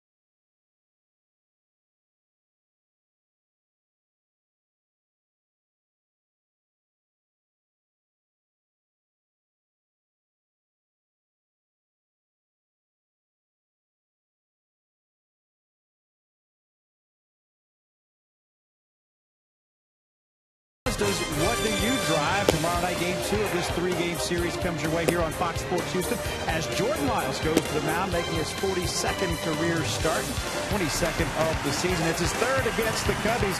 21-year-old. He's looking to bounce back from a tough start at Pittsburgh. Trying to get through that 5th inning again tomorrow. 4 earned runs, some 7 hits, and 4 2/3 last time out. He will go against Justin Germano. And speaking of pitching, the new pitcher here in Houston is Chucky Fick takes the mound. This has been your Mazda Game Break. Brownie, JD, back to you. Kevin Eschenfelder acting as our relief host tonight as Bart got a no decision. Kevin picks it up in a 1-1 game. He'll do the post-game show. Chucky Fick has come out of the bullpen. He's 0-1 with a 4.60 ERA. Not a lot of work for Chucky recently. Last pitched Tuesday in Pittsburgh. A scoreless inning, allowed a hit and a walk, punched out a couple.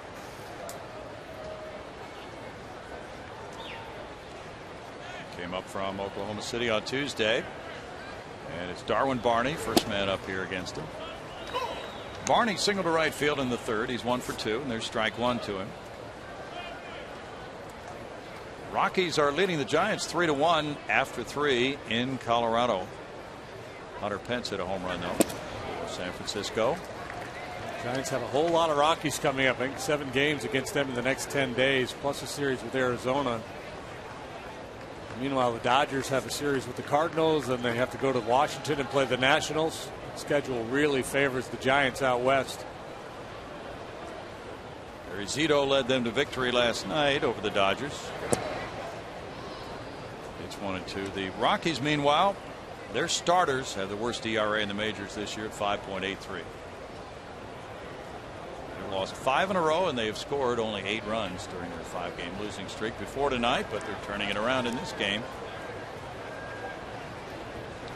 Madison Bumgarner. There's a little looper into right field. That'll fall for a hit for Barney. And he is 2 for 3 in this game. Hit the ball that way all 3 of his at-bats. Grounding out to second in the 1st. A couple of base hits to right field since then. Cubs don't do a lot of running. They're not a particularly efficient base stealing team. Cubs are into hibernation, aren't they? We got a rim shot for that. Haven't had that in a while. Anthony Rizzo's 0 for 2. That's Vogelsong pitching for the Giants tonight rather than Bumgarner. Alex White for the Colorado Rockies.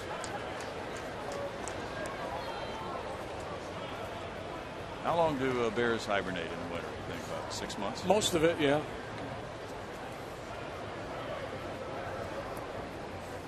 They're like baseball players. They hibernate and then they come out in the spring.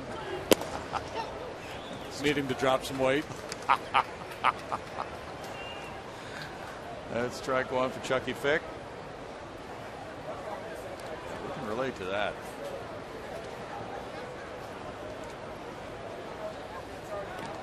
Throw goes over to first. Chucky was a Cardinal. He was drafted in 07 by St. Louis from Fresno State. It's been suggested that these Cubs have been hibernating in the summer. They're 54 and 86. But as we talked with their first base coach, Dave McKay, Jeff Luhnow came over to pay his respects to Dave from their Cardinal days. These teams are on a similar track right now, developing young talent. And that really can't be compromised. You know, you can sign some free agents and try to do a quick fix at a position or two, maybe starting pitcher or reliever. But if you're committed to this program, let the young guys play. It's always the challenge. You want to be patient. You preach patience. But, there comes a time when it's easier to say than to do, especially in a market like Chicago with the revenue streams there and the way they pack Wrigley Field. Absolutely. That's a very good point. They really do pack that place. And that's where the Astros will wrap up the season. Just 22 games remaining, including this one. I'm going to miss a high pitch, and it's 1-2. Yeah, I've not seen a lot of Rizzo, but a lot of left-handed power hitters have a hole up. Just a question whether he'll chase that pitch or not. In this instance, he did. He's got a lot of work to do to get to a good fastball. You see how he starts with his hands low, so he's got to get those hands up into a hitting position, then try to get on top of a high fastball. Fernando Martinez does that too. Fernando's even lower. You're right, he is. That one hit him. And runners are at first and second with nobody out for Soriano now in a 1-1 game.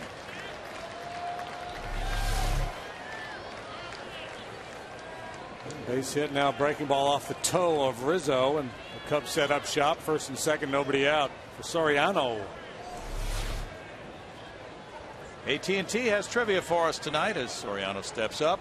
Here's the question. Alfonso Soriano has struck out 100 times or more in 12 straight years. Who's the only active player to strike out 100 times in more straight seasons? 13 seasons, huh? Has Adam Dunn been around that long? No. Probably not, huh? I'm going to go with Reggie Jackson. Well, we're looking for active, though. Oh, active. Okay. Well, he's active in a way, but okay. Now what you're saying. Bouncer back to Fick. He's waiting, and now a throw to second, and what a play by Paredes. That was amazing. The throw was low. He had to reach down and glove it to the backhand side. He turned an amazing 1-4-3 double play. Yeah, this really could have been ugly. Fick had to hesitate a bit. Looked like there was some confusion as to who had coverage of the bag, and ultimately Paredes streaked over there, was in position to receive the throw, a bad one. And the hesitation kind of took Chucky out of rhythm. Threw a little sinker down and away, and what an athletic play by Jimmy Paredes. It really was. Just pure athletic instincts. Looked like the umpire at second kind of got in the way of Chucky Fick too on that throw. Starlin Castro, he's 0 for 2. Barney moved to third in the double play. How about Konerko? Does he strike out a lot? Been around a long time. He's a candidate. Mr. Commissioner of Trivia, is this an American leaguer or a national leaguer currently? American leaguer. No, national. We're going national. All right, let's see. That should be. We should get this.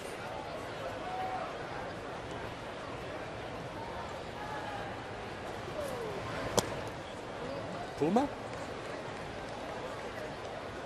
I think so. By the way, Lance Berkman had knee surgery again today, or will have it tomorrow. So he's out for the year now. And that might be it for. You might take it to the house, huh? Yep. Chipper Jones. There you go. Okay.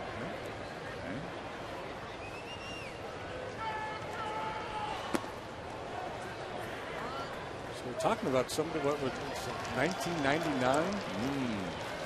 Right? 2000 at least. 3 balls, no strikes. There haven't been that many guys around in that period of time.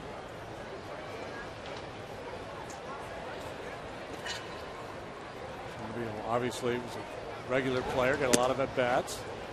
Intentional walk here to Castro. Okay, let's get the answer. We give up. 100 question. strikeouts, 13 years. Bobby Abreu. Yeah. Close to 100 walks in those seasons, too. Right. A very patient hitter. True. Fernando Rodriguez is warming up in the Astros bullpen. There's the most consecutive 100 strikeout seasons. Wilver Dornell Stargell. Reginald Martinez Jackson. We're definitely out of timeouts now. Okay. Next one, we're going to get a technical. Wellington Castillo is the batter. He has a walk and a single. And he was thrown out at the plate on that J.D. Martinez throw.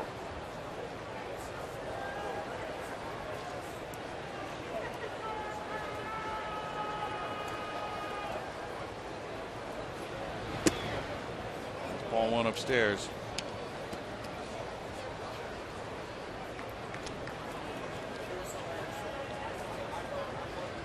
Mark Teixeira might miss 10 to 14 days with that calf strain.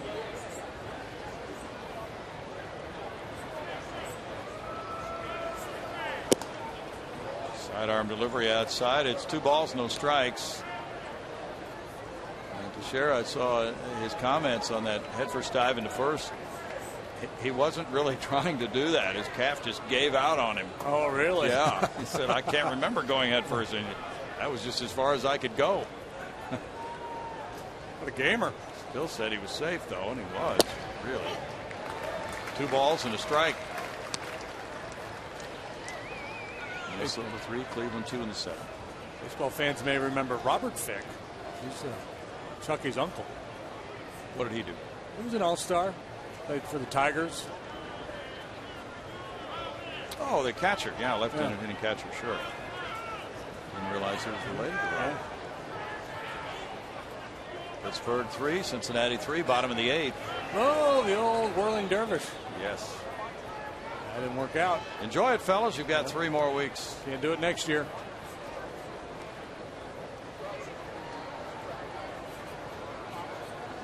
Might be kind of like, you know, when they're going to put a stoplight in at an intersection. Yeah. See, I think teams that are out of contention should start playing by the new rules for next year to get used to it. Okay. We should make an appeal to the committee. And so in these games, we should use the DH. Get ready for next year. Okay. Let's go with it.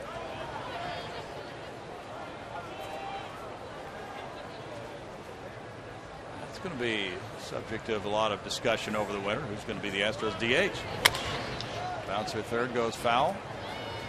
They might not have one. They might kind of pass it around, use it as a sort of a half day off for several different players. That's what some teams do in the American League. It's certainly going to be a different schedule next year with interleague play all the time. We saw one article in the Houston Chronicle today indicating that the schedule has the Astros opening with the Texas Rangers. Yeah, right here. Swing and a miss. He struck him out with a runner going from first. Chucky Fick gets out of it thanks to that double play. No runs, a hit, 2-man left. It's 1-1 in the 5th.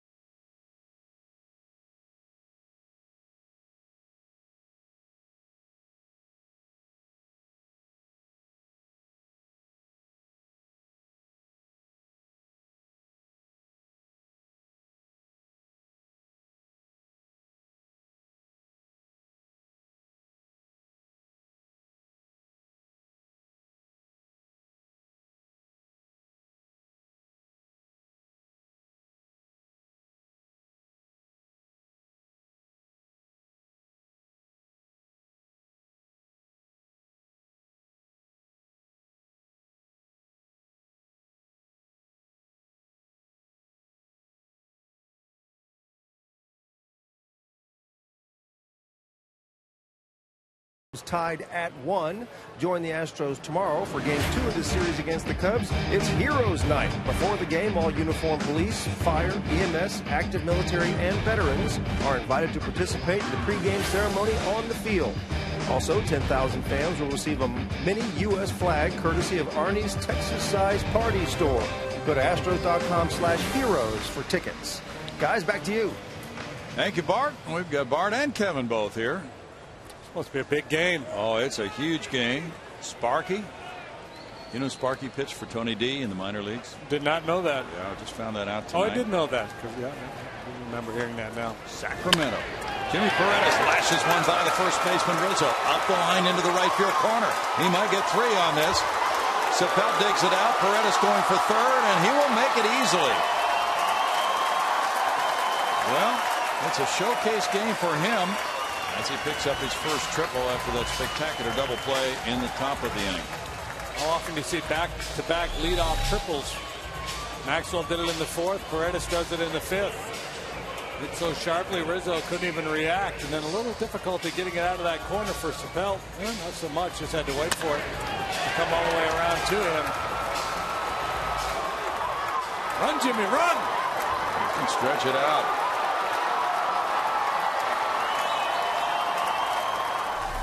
Now the infielders come in. Fernando Martinez, the batter. He's 1 for 2. That's ball 1 to him. Cubs have out hit the Astros 7-4. Chicago is stranded 8. Houston has left 5. Let's see what we were talking about earlier on Rizzo and now Fernando and where their hands start. Fernando even lower than Rizzo. Fred Wallace is on deck.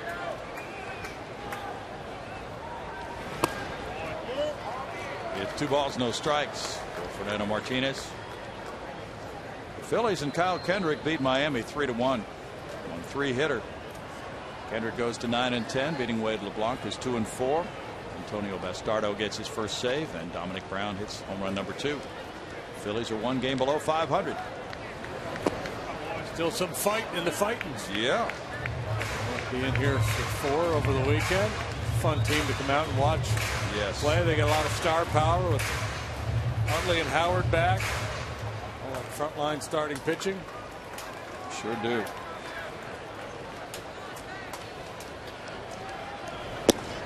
That's a strike to make it 3-1. St. Louis and San Diego are about to get started out west. Eric Stultz will be pitching for the San Diego Padres, who have not been an easy opponent here in the second half of the season, especially Chase Headley. Oh my, yeah, he's been a beast. Remy Garcia pitching for the Cardinals. He's at 101 RBIs already. 3 balls, 2 strikes. Yeah, that's a team to keep an eye on going forward because finally they look like they've got pretty good offensive players. Those kids they got acquired from the Reds look like they're going to be able to hit. Alonso and Grandal. Yeah. You got the youngster Amarista Cabrera, the Rule 5 guy from a couple of years back, speedy player. Padres are 18-7 at home since the All-Star break. That's ball 4. 5th walk for Fernando Martinez, and it's number 4 of the night for Volstad. The Subway sub-prize on the line is the National League wildcard standings. And we take a look at the wildcard standings. The Braves with a comfortable lead for that first spot in the wild card, and then St. Louis holding down the 2nd spot. They're being pressured by the Dodgers, the Pirates, and a resurgent Philadelphia Philly club, and the Brewers too, just 6 games back entering play tonight. They're trailing the Braves 1-0 in Milwaukee tonight. Miguel Sokolovic is warming up for the Cubs. Runners at 1st and 3rd, nobody out. Didn't he play for Soviets in the Canada Cup years ago with Valery Harlamov and all the Tretiak and that group? Had a goal and 3 assists in one game. Had a fight with Wayne Cashman in the corner, I think. That could be. Wallace with a little looper, and Castro's back for the catch. Runners hold their positions on out number 1 at 1st and 3rd. Justin Maxwell will try to get the lead run home. September baseball is fun. It's like spring training, only the hot dogs cost more. Miguel Sokolovic warming up. Miguel Sokolovic. Yeah. I don't mean to diss him. He might be a Hall of Famer. Hadn't heard of him. May be finding out very soon, JD. He warms up. Yesterday we saw Didi Gregorius play shortstop for the Reds. Yeah, that's a name. Got some names to remember here in September. Zach Levine pointing out that Gregorius, when he came up to hit, played Notorious for his walk-up music. It's a big at bat here. The guy, this is the critical guy when there's one out and a man on third. This is where the burden falls on him to get it done. The guy that makes the third out with that guy still standing there, he's the guy that gets booed. But Maxwell has a better chance with just one out. He can get it done with a sac fly. Slow ground ball, beat out a double play. A lot of different ways to get that run home. If you're up there with 2 outs, you got to get a knock. Tough pitch there for Volstad. That's 85 pitches for him. 49 have been strikes.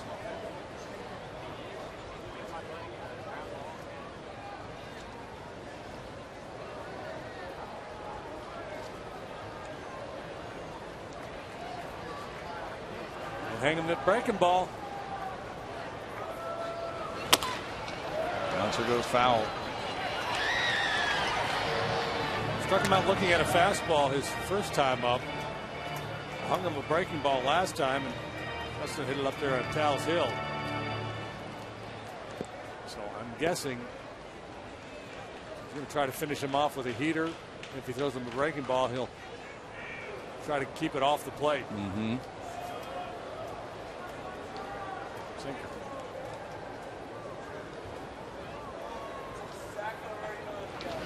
He takes it for a ball. It's 2-2. Trying to make the same pitch that he made on Tyler Green. A little come on back two-seamer to the outside corner down around the knees. Just didn't execute it that time. It's Atlanta 1, Milwaukee nothing. They're in the bottom of the 6th at Milwaukee with Mike Minor pitching for the Braves. The Braves have been winning a few 1-0 games recently. Well, their pitching's really been good. Minor's been outstanding lately.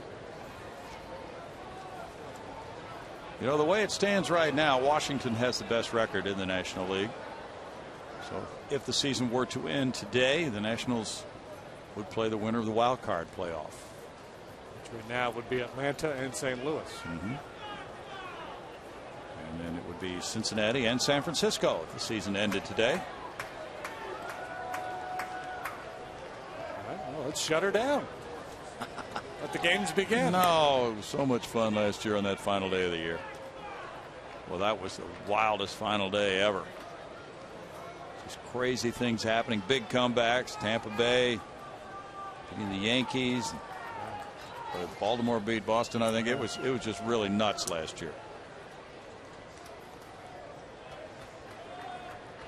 Braves didn't make it. Yeah, Cardinals coming from way off the pace. Atlanta spitting a bit. Check swing call there makes it 3-2 to J-Max. He has indeed tried to get J-Max to chase that breaking ball, but he was wise to it. He has exercised good judgment to get to 3-2 in the count. He hasn't got outs inside with his fastball. When he's come in, it's been off the plate. So as a hitter, you can almost disregard the fastball in here.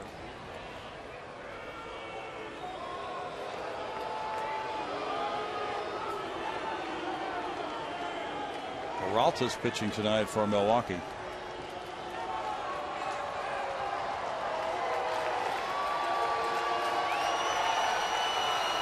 Beautiful night out there. There's hardly a breeze right now. The temperature is ideal.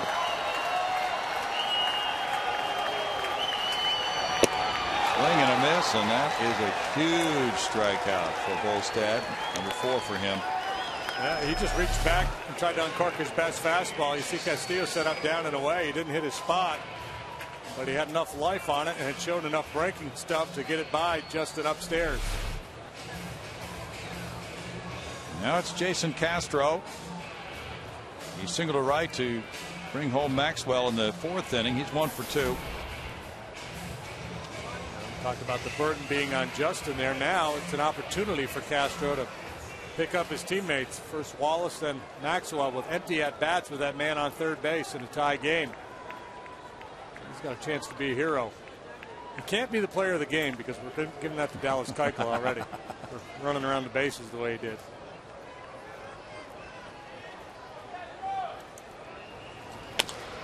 Foul back there, strike 1. Castro jumped on a first pitch breaking ball last time, delivering the RBI single. This time Volstead starts him with a fastball.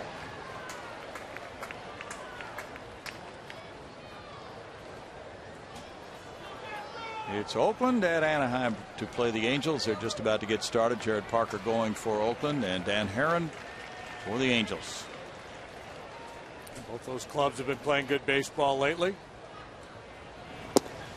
Almost hit him, almost got by the catcher, but neither happened, and it's a 1-1 count for Volstead.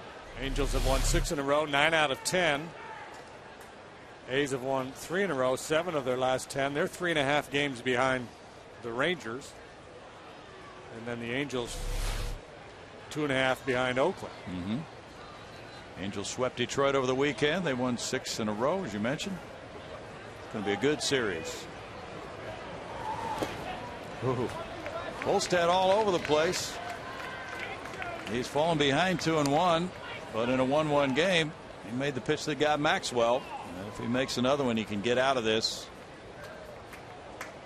After the Astros got a leadoff triple by Paredes, then a walk by Fernando Martinez. He's gotten the next 2. Go ahead, Fernando.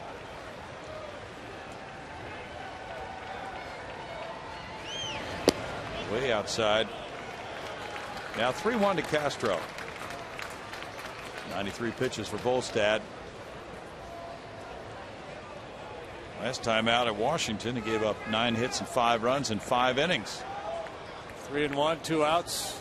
If I'm the Astros, I'm turning Martinez loose here. I'm counting on ball 4 or contact from Jason.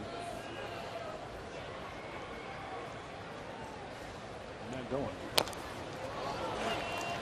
Foul ball takes it to 3-2 now. An automatic go for Fernando.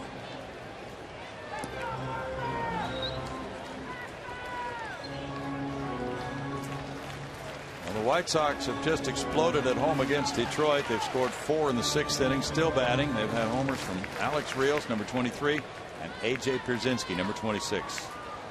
Pierzynski is headed for possible free agency after this year. It's a career high for him, isn't it? Yes. He's had a big year. All 4, and the bases are loaded after the 5th walk by Volstead. Good time for, what's his name? Sokolovich? Yeah.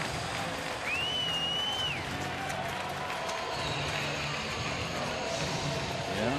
Chris Bosio coming out to the mound. And that's 5 walks, 4 strikeouts for Volstead. Given up only 4 hits, but he's had base runners in every inning except the 2nd. And Dominguez will be the batter.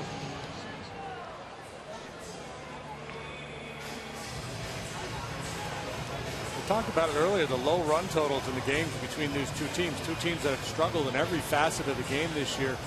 Their hitting numbers, their pitching numbers, both teams, as you would expect with their record in the standings, down near the bottom of the league. And we're seeing it again here tonight. The pitching has not been particularly sharp, but the offense, the offenses, both these clubs have not been able to exploit it. A lot of traffic, but only 2 runs in the game so far. Jeff Luno's tweeting. Chucky Fick got out of a jam. Tri-Cities 3 outs away. It is playoff time in the minor leagues. Jeff watching that very carefully. Lancaster's playing game 3 tonight of its best-of-5 series against High Desert, with that series tied 1-1. Tri-City in the deciding game. And there is strike 1 for Dominguez, who's 0 for 2. Tri-City has 1-1 and Auburn is 1-1. They're best of 3. Spazio out there dispensing some of his veteran wisdom to Volstead. This kid's up there with the bases loaded. He's going to look to jump you. A little breaking ball off the plate. Spazio was a master at that. You bet he was. Bouncer third goes foul. Dominguez was telling me that as far as his home run goes off Roldis Chapman, he said, well, I had faced him in Houston the weekend before, and then he said, you know, he threw me a second pitch in that same spot upstairs on the home run ball, even though it was a 98. was able to turn on that.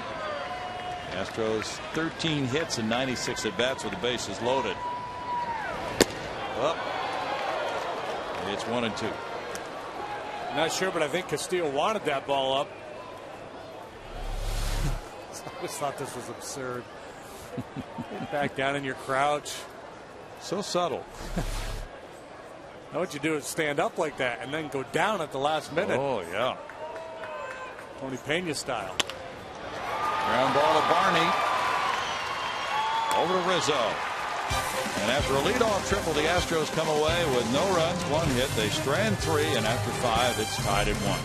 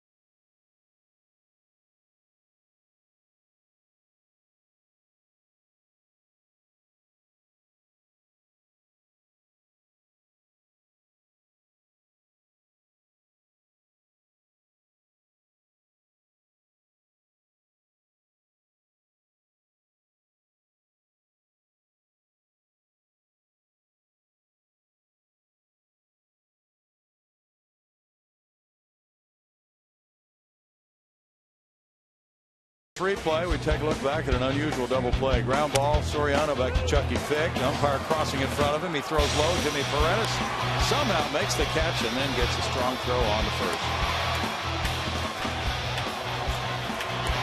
Pretty slick, eh? Yeah. Not exactly textbook, but Chucky Fick was up on the mound, which hampers throwing, and also the umpire at second, Dana DeMuth, was crossing in front of him. And they had to wait for Paredes to get to the bag, so there was a timing issue on that one, and they still pulled it off. That's Fernando Rodriguez coming out of the bullpen. He's pitcher number 3. He's 1-9 with a 5.65 ERA tonight. Fick got through his inning unscathed because of that double play. Allowed a hit, a walk, and hit batsman, but nobody crossed home plate. Fernando's ready to rock and roll. Fastball, curveball, changeup. He's on his game. That fastball will reach the mid-90s.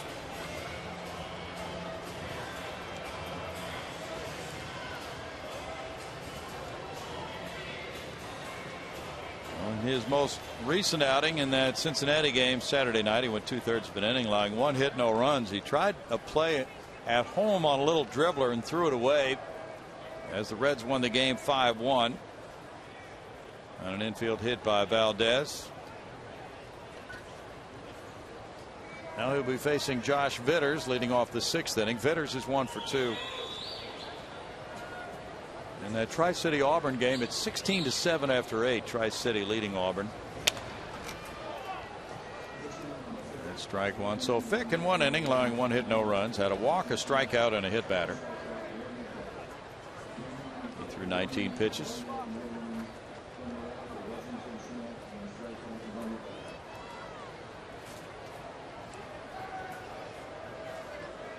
Dave Sapelt is on deck. Pitcher spot is due up 3rd.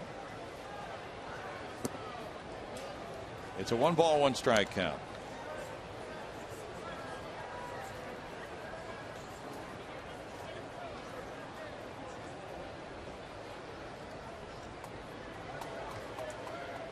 Jed Lowry played again last night for Lancaster in the playoffs. There's a hit batter. Vitters hit by the pitch to lead it off here in the 6th inning. Second one of those in as many innings for Astros pitchers. Rizzo got hit by a breaking ball in the foot. This is a heater to the rib cage. You'd prefer the former. Any day. A little bit of a glancing blow, though. He's all right. Bidders aboard. Cubs have had a lot of traffic tonight. They've had runners on in every inning except the first. Sapelt, one of those who's reached. He had an RBI double in the second inning. He's 1 for 2. Brian LaHare comes out to the on-deck circle with a pitcher spot due up next. Jed Lowry yesterday playing for Class A Lancaster in the playoffs went 0 for 3. That was his third rehab start. And the plan, from what we're hearing, is to let him complete that series with Lancaster, that best of 5 series, and then probably rejoin the Astros. They're banged up at the middle infield spots right now, and they could use an extra hand. He may not be completely ready to go, but I don't think they want to keep him there for another series at Lancaster after this one. Corpus Christi is finished for the year, so the A-ball level is the highest he can find to play in the Houston system right now. Sapelt fouls it. There's strike 1.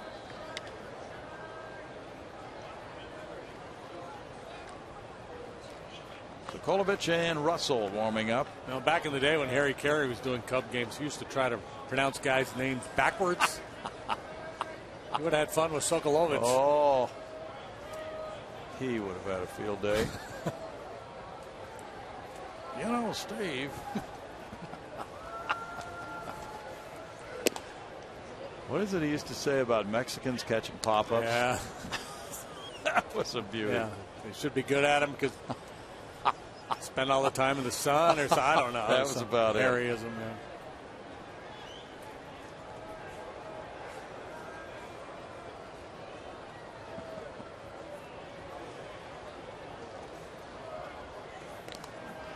yeah. And Edgar Gonzalez said something to the effect yesterday to his manager when he was trying to lobby to stay in after 5 innings. Hey, I'm a Mexican. Let me go out and battle. I'm tough, yeah.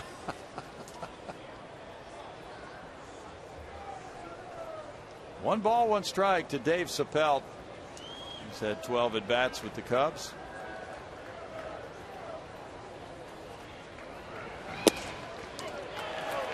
It's 1-2. He didn't react very well to that pitch, so. Sapelt played his college ball at Coastal Carolina. Okay. In South Carolina. I'll give you 100 points if you can tell me their nickname. The Coastal Carolina Borders. The Chanticleers. Chanticleers. Yep. Great one. Paredes to his left, goes back to second for the force out there to Tyler Green on Bidders. Good play for out number 1. Chanticleers. What's that, a rooster? Yeah.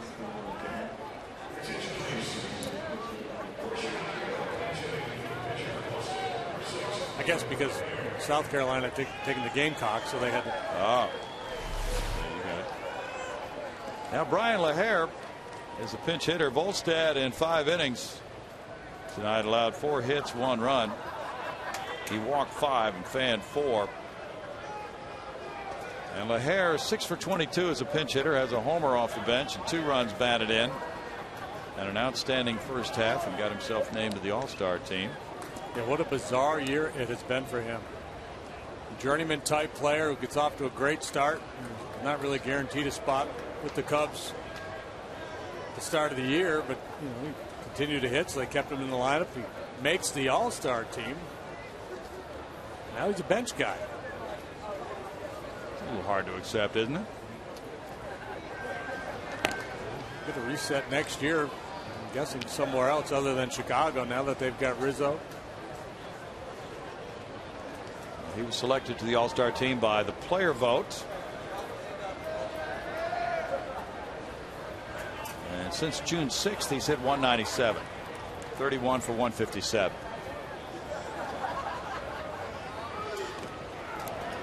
And strike 1 to LaHare.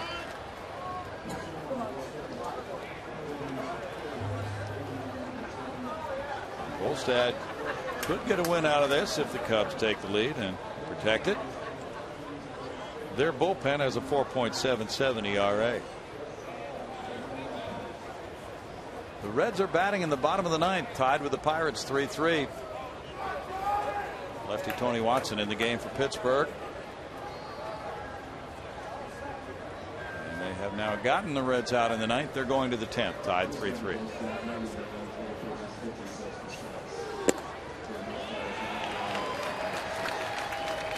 No balls, 2 strikes. Volstad threw 99 pitches, 56 of them were strikes.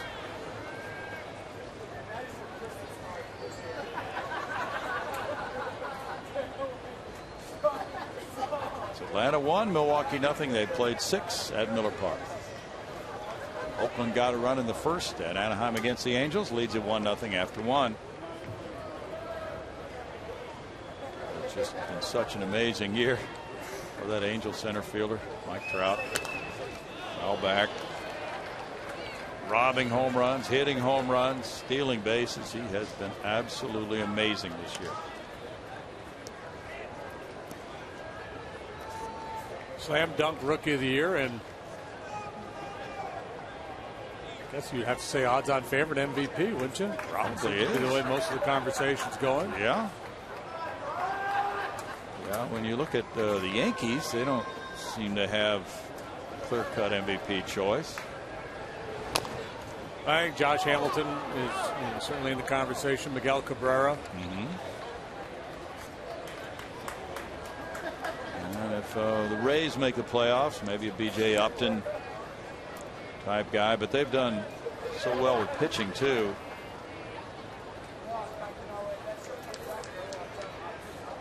Big loss for the Orioles, losing Nick Markakis. They've had a big year from Adam Jones.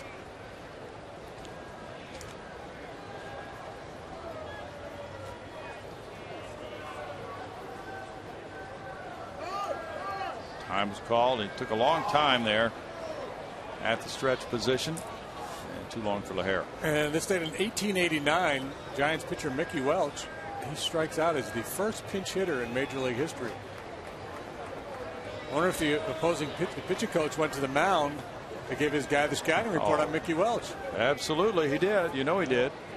Game took 1 hour and 27 minutes. So plenty of time. Throw to first base. Fernando's been easy pickings for base stealers, so he's trying to give his catcher a fighting chance. So he's been throwing over there to first base a lot. Gio Gonzalez has become the first 19-game winner in the majors, JD. Washington beat the Mets 5-1. He's 19-7 with a 2.93 ERA. I'm going to miss by LaHare, and he's down on strikes. 2 outs. Colin McHugh was the loser for the Mets. The hard-throwing Scotsman.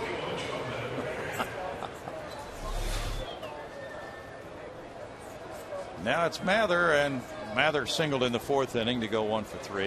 In this date of 1980, Bill Gullickson set a major league record by punching out 18, the most ever by a rookie. Gully, man, he could bring it really back in the day. Phenom with the Expos, and later on pitched here in Houston. Wonderful guy. We saw him not too long ago, didn't we, on the road somewhere? He lives down in Florida. I think he came by the ballpark in Miami a couple of years back. I think that's when it was. Yep. Daughter's a professional tennis player. Who won the men's U.S. Open today? Did you hear? I did not.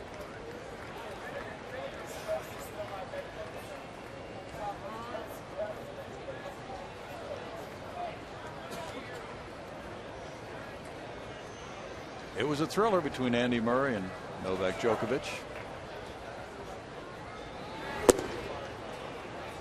2 balls, no strikes. Andy Murray won it for his first Grand Slam title. He won the Olympic gold too, right? Yep. A roll. It went 5 sets and almost 5 hours. He's the first British man to win a Grand Slam singles crown since Fred Perry, 1936. at Forest Hills. They had a historic 22-point tiebreaker in the first set, which he won 7-6. Big swing there by Mather. That makes it 2-1. There's that good crisp heater from Fernando.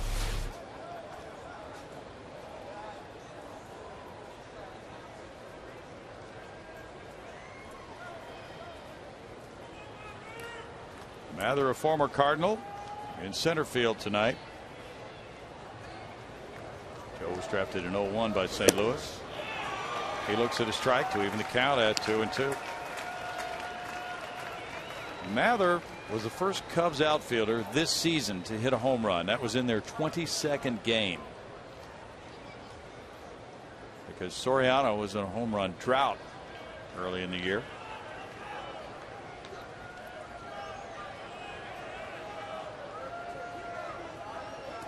Houston outfielders are really spread wide. Runner going. Ground ball behind him, trickles into right field. Sapelt takes third. And it's first and third for the Cubs with 2 outs. Mather's 2 for 4. Well, Sapelt set sail.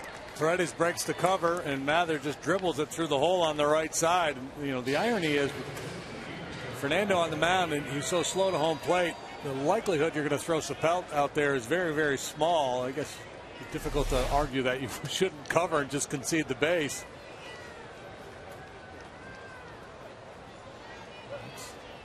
That's the fear of having the second baseman covered, that base runner is going to go first to third. Not such a big deal with 2 outs.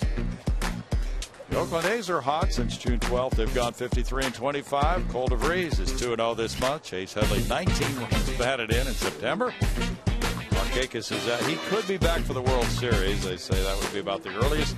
Teixeira is going to miss the next couple of weeks with a calf injury for the Yankees. And there's Tri-City winning it over Auburn to win that series 2-1 in the New York Penn League in the semifinals. And Tri-City will be advancing to the championship series. High Desert is leading in the early going. 1-0 in the bottom of the second. California League Series best of 5 tied at 1. Nice jam there, Jason. I like that music. Good jam. Minor league playoff graphic jam. Darwin Barney has singled twice to right field in this game, and then he's grounded to second base. We should do a half an inning where we just play music. Okay. We could do that. But there's a rights issue, right? We couldn't play like really cool tunes in the background. Yeah, we'd have to play 50-year-old music. Yeah, never mind.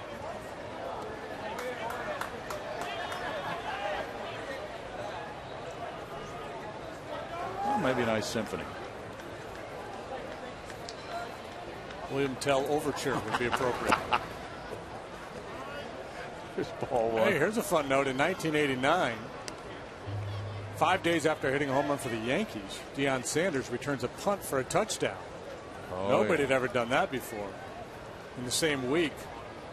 Remember, he was flying all over the place between the Yankee games, and was he playing for the Falcons? Yeah. Yep.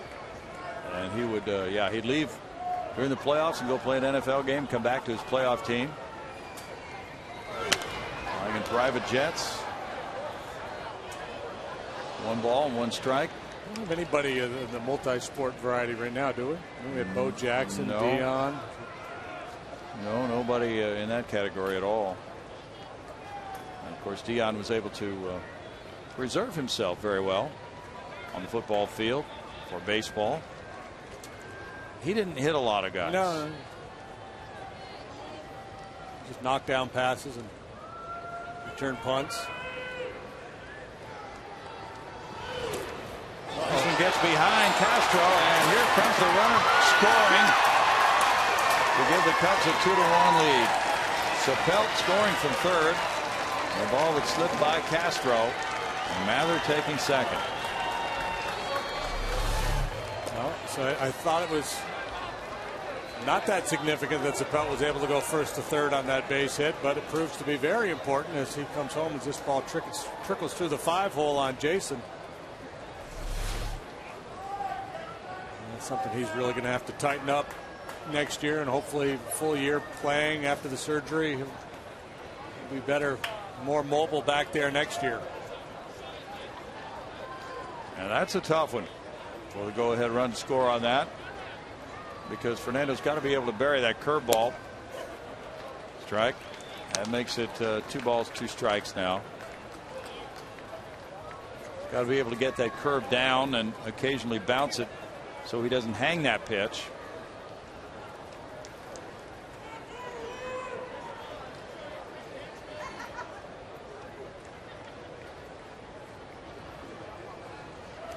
Assuming pass ball, but we haven't heard on that.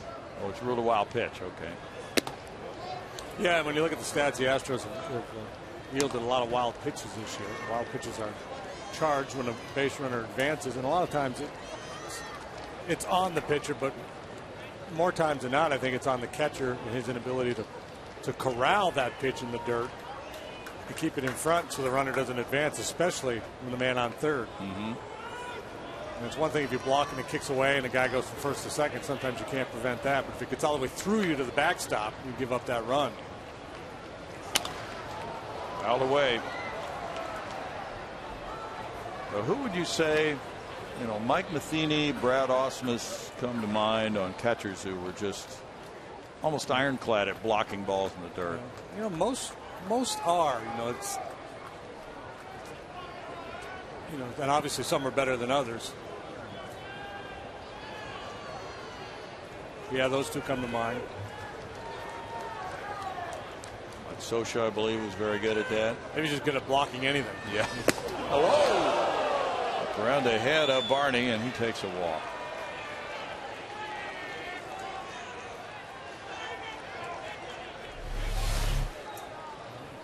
Fernando reaches back to try to get a little something extra on this fastball and just loses command. The two-seamer runs up and in on Barney.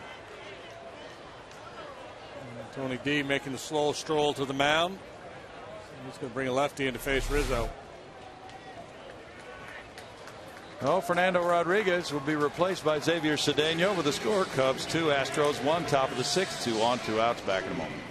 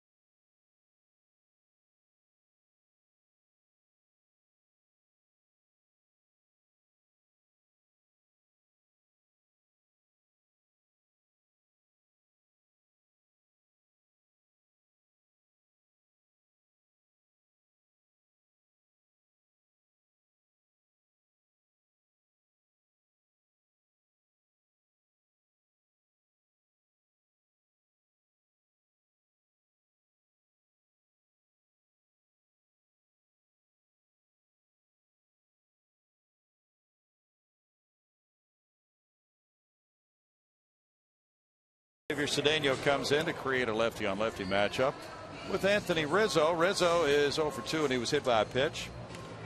And Cedeno's 0-1 with 1 save and a 4.81 ERA in 24 1/3 innings. He has struck out 25 and walked 11. Well, you know, this is a move that Tony D had anticipated prior to this series. The manager will get all the scouting reports, all the breakdowns left, right, and he'll identify those guys where it's really important to play your hand to get the platoon advantage, and certainly Rizzo would be one of those guys, a power hitter, but hitting just 182 against lefties. So a 2-1 ball game, couple men on base. Percentages say bring the southpaw in.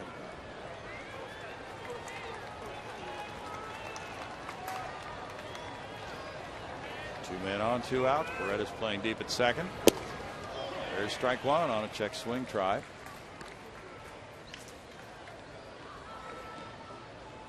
Cedeno worked in Saturday night's game in Cincinnati, 2/3 of an inning. He's pitched 16 times at Minute Maid Park. In 15 of those, he's not been charged with a run. He's allowed 5 hits and 8 in the 3rd innings here. Good breaking ball there, catches the edge for an 0-2 count. Chucky Fick worked an inning, allowed a hit, a walk, a strikeout, and a hit batter.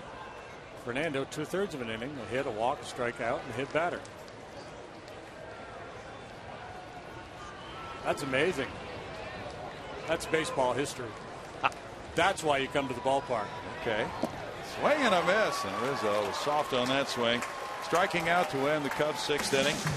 They get the go-ahead run on 1 hit. They leave 2, and they're in front now 2-1.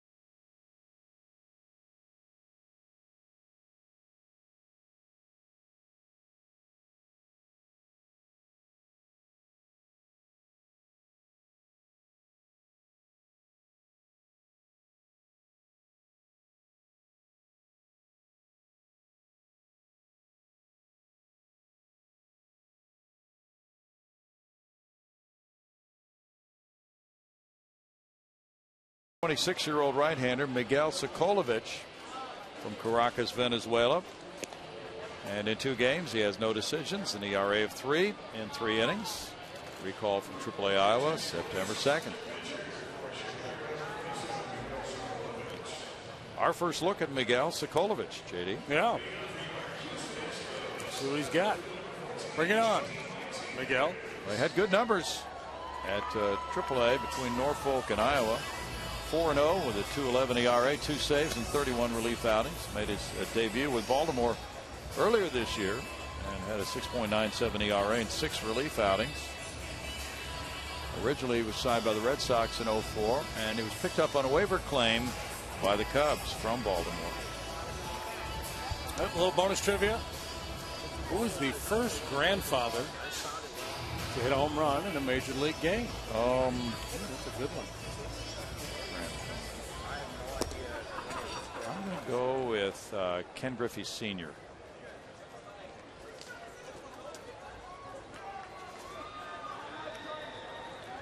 Good guess. I like it. Let's see. It wasn't Ty Cobb.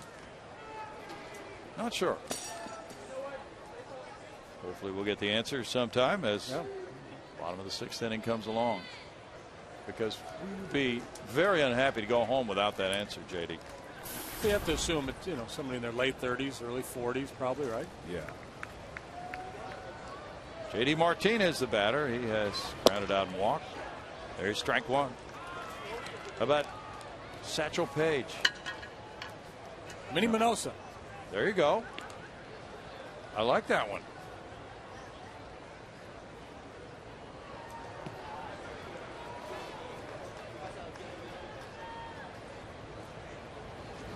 How about Warren Spahn? Yeah, that's a possibility. hit a little bit. Long throw here in the dirt, and Rizzo saves Vitters. A throwing error. That's outstanding by Rizzo on out number 1. Vitters look a little funky on some of his throws tonight. Sure does. Watch his arm action here. Yeah. He hangs on to it too long. Maybe he sailed some throws and he's fighting that. That could be. Who was the first grandfather to hit a home run in a major league game? Stan Musial. Stan the man. Very nice. Stan played till he was, what, 42 or so?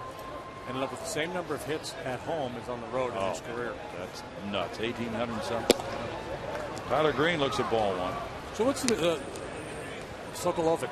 Obviously, like an Eastern European name, right? Yeah. Is that in Venezuela? Is there a lot of people? Don't know. We'll have to ask Jose Altuve. We came across. There was another guy we came across. Really? Recently. Yeah. We'll have to ask Jose Altuve. You know, a Hispanic guy, but like an Eastern European sounding last name. Yeah. Here's my theory on that. It was an Eastern European oil field worker who went to Venezuela to work in their oil fields. Fell in love with the beaches. Right. More importantly, fell in love with a woman. Yeah.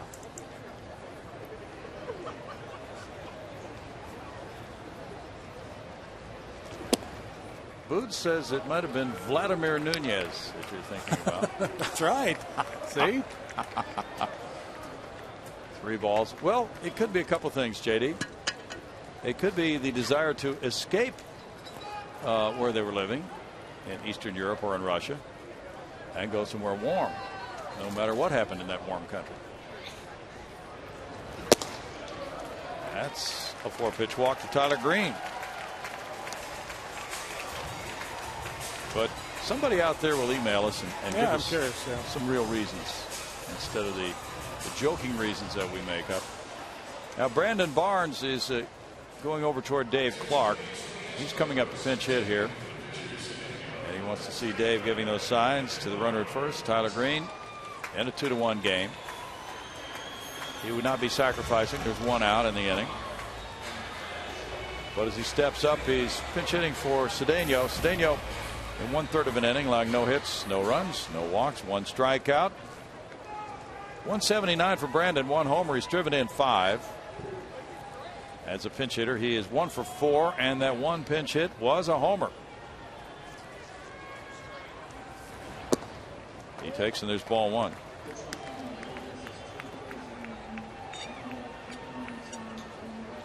Right now, Fernando Rodriguez is on the hook with 2/3 of an inning, allowing 1 hit, 1 run, 1 walk, 1 strikeout, 1 hit batter, and 1 wild pitch.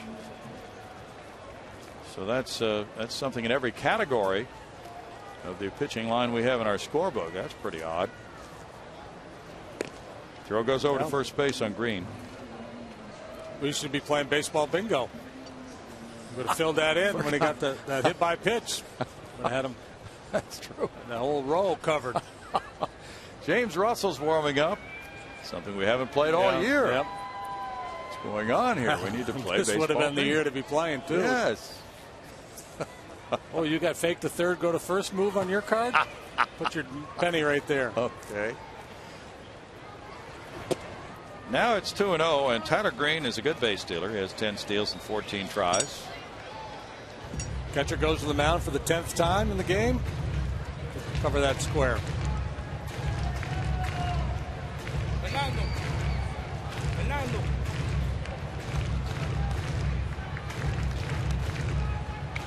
Now, when you're playing the game, JD, you're totally unaware of elapsed time and, you know, conferences at the mound. They just time stops for you when you're playing the game, right? You're just not concerned what the time of day is or how long you've been playing and things of that nature. Well, no, the position players, I'm telling you, are going batty tonight playing behind these pitchers. Yeah. And it's just no fun when the game is played at this pace. So somebody needs to shake the pitchers up.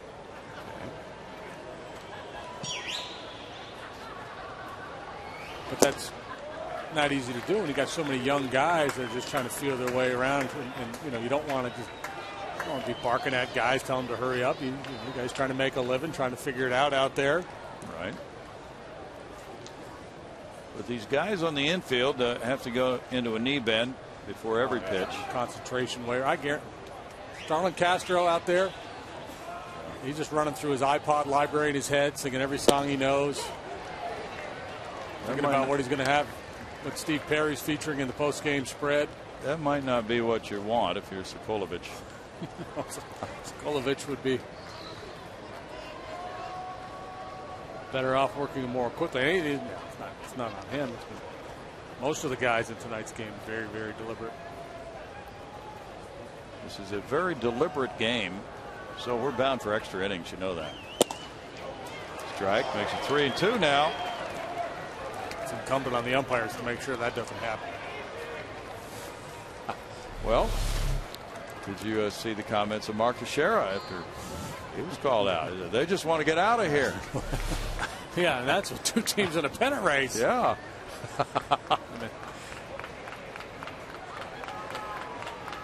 3-2. Tyler Green with one out. The base runner at first is going. Bouncer shortstop. Castro just barely got him. 2 outs. And Green's at second for Jimmy Paredes.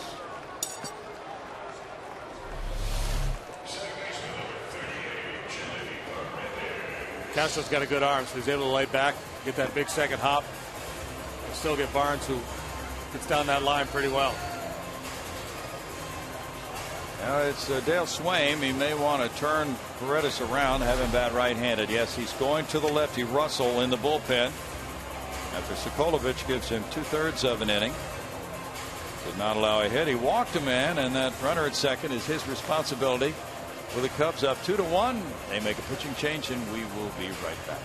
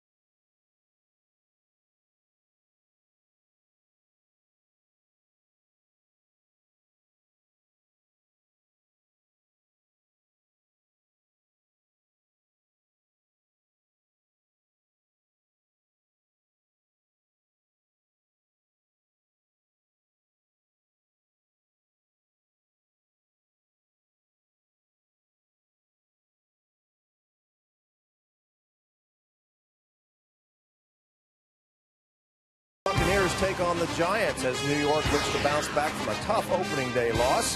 You might also see the Vikings and the Colts, Saints against the Panthers, or Cardinals against the Patriots. Coverage begins this week with the Built Ford Tough Fox NFL Sunday pregame show at 11 a.m. Central. Cubs got a new pitcher on the mound. It's more on that. Let's go back to Bill Brown. Bart, you're going to get a complete game tonight. We thought you'd be headed out with Kevin taking over. No. So you and Kevin I'm hanging out with you guys. You and Kevin will both claim this Astros victory and come from behind fashion then. Yes, we will. We'll split the win. Okay. James Russell is 7-1. His ERA 3.50. He has been used often 68 times, and he's worked 61 2/3 innings. JD. Pretty solid year. That 7-1 record. Although the one-loss record for a relief pitcher could be very deceiving. Come in, give up somebody else's lead, and then vulture the W. That happens all the time. Yes, it does. Jimmy Paredes is 1 for 9 as a right-handed batter with the Astros this year. Looking at ball one. And Dale Swaim saw him rip that triple up the right field line in the 5th inning, batting left-handed. He's 1 for 3 in this game. So he turns him around with Russell. And Russell gets a strike. It's 1-1. Russell has a very good change of pace. That's what he just threw. Now, last year, right-handed hitters against Russell hit .312. He got a blown save yesterday when his balk forced in the tying run in the 7th inning. But then he got a win. And Soriano hit a 2-run homer the next inning. Well, that's the ultimate vulture there. Balk went in and still get the W. That's when you know it's your day. It's his 3rd year with the Cubs. Father Jeff Russell, longtime major league reliever. And Jeff was with Cincinnati for a long time. James was born in Cincinnati. 2 balls, 2 strikes. He was raised on 3-ways at those chili parlors in Cincinnati. Just kidding. Skyline chili. So what constitutes a 3-way? 3-way would be spaghetti and cheese and the meat on top of that. Add onion for 4-way. You could add onion for a 4-way and beans for a 5-way. Runner takes off for 3rd, and there's a foul ball. And if you do get a 5-way, they'll probably be clearing out around you very soon. You never tried a 5-way, did you? I don't think so. Okay. And you can get the cheese coney. And that's also a delicacy in Cincinnati. But there's also Grater's ice cream. You tried that, didn't you? Yeah. Oh, yeah. That's good stuff. So James must have had some of that when he was growing up. I just had a 2-way. Cone and the ice cream. Okay, that's good. Well, the Russells became the 4th father and son combo to save games in the majors. The 4th. Yeah. You want the other 3? Well, yeah. Now you could get. Think about it here. You can get 2 of these. The other one, I don't think you can get. Now with the other one, so the other one was like a backdated save. He wasn't around when the save rule was in place. No. Oh, so it's legit. Yeah. At least I don't think it was backdated, but looking at this name, it might have been. Well, they're all. Well, one of them is a Pirate. We just saw him pitch against yesterday. There's a shot and a diving play by Vitters. Really is the guy. And that's no runs, no hits, a man left, and here's a line drive caught by Vitters to win the 6th inning with the score 2-1 Cubs.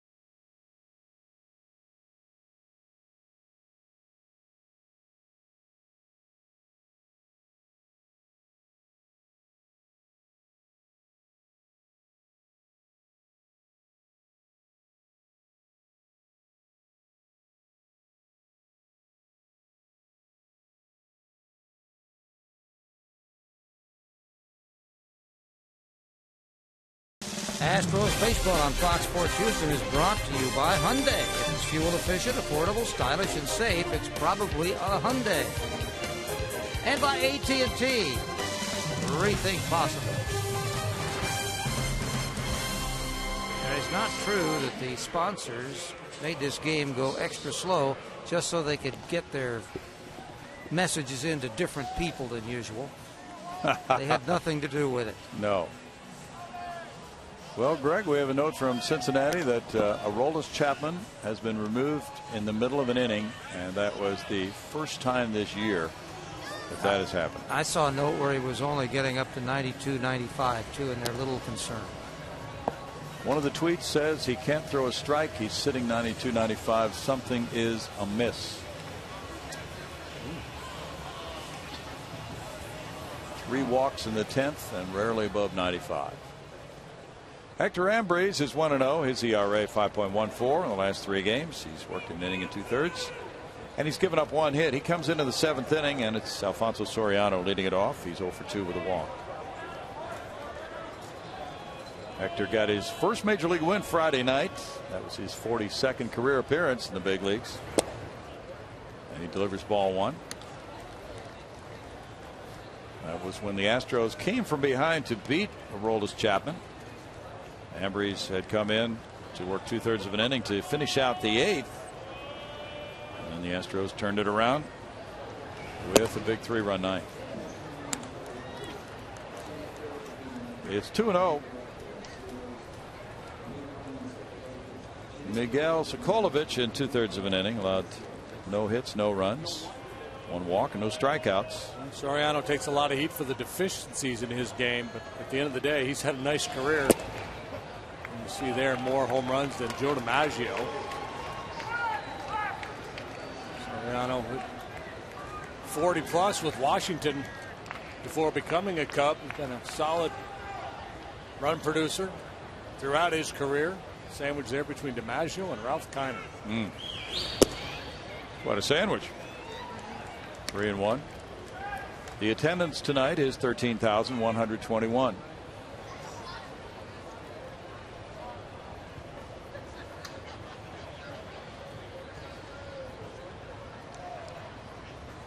Apparently Roger Clemens has said he will not pitch for the Astros this year. Foul back. It's 3-2.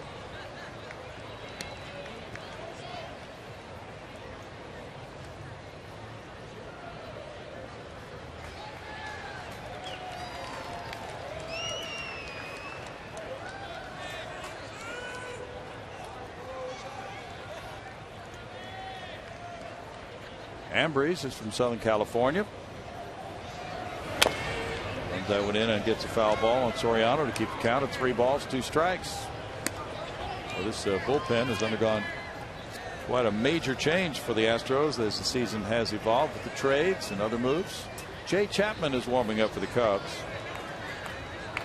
Ambrose at Oklahoma City had a 3.33 ERA. The Astros picked him up as a free agent in June.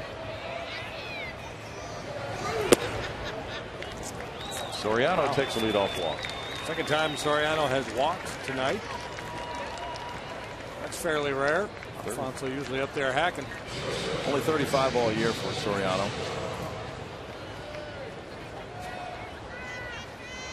The Reds and Pirates are still tied. They're in the 10th.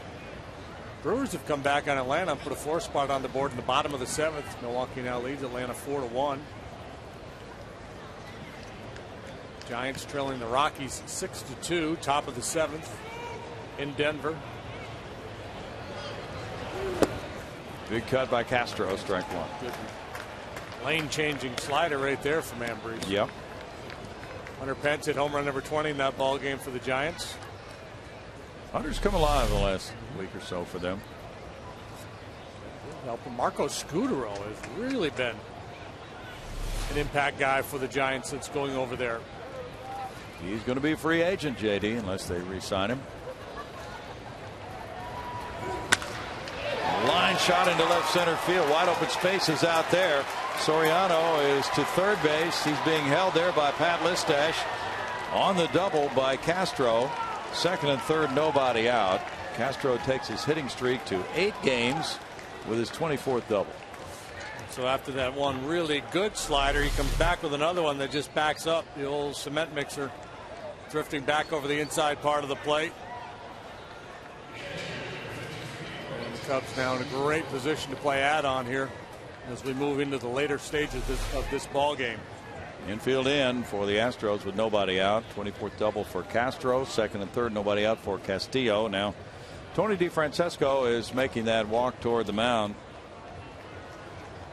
9 hits for the Cubs to 4 for the Astros, and Cubs have stranded 10. So they're currently throwing in the Astros pen, so this is more about strategy than pitching change.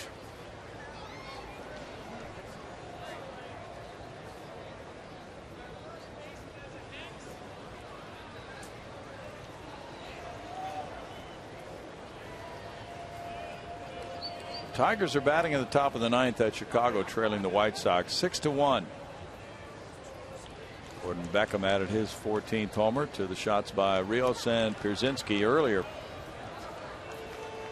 Intentional walk here will load the bases as Castillo will take that free pass and bring up Vitters. Then Sapelt, then the pitcher's spot.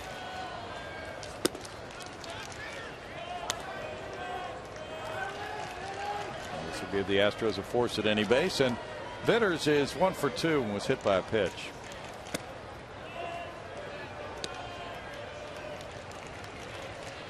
It's game 1 of a 3-game series. The second game comes tomorrow night. Same start time as tonight, 7:05. Astros Live goes on the air at 6:30. It's Jordan Lyles and Justin Germano tomorrow night. Wednesday night, Fernando Abad works against Travis Wood in a matchup of lefties. Neil Swaim started this ballgame with 7 left-handed pinch hitters at his disposal. He's used LaHair. He's still got a bushel full of them available over there. Wesley Wright is getting ready in the Astros bullpen, just in case Swaim pulls the trigger with a left-handed pinch hitter at some point in this inning. Vitters bats. The infielders in tight.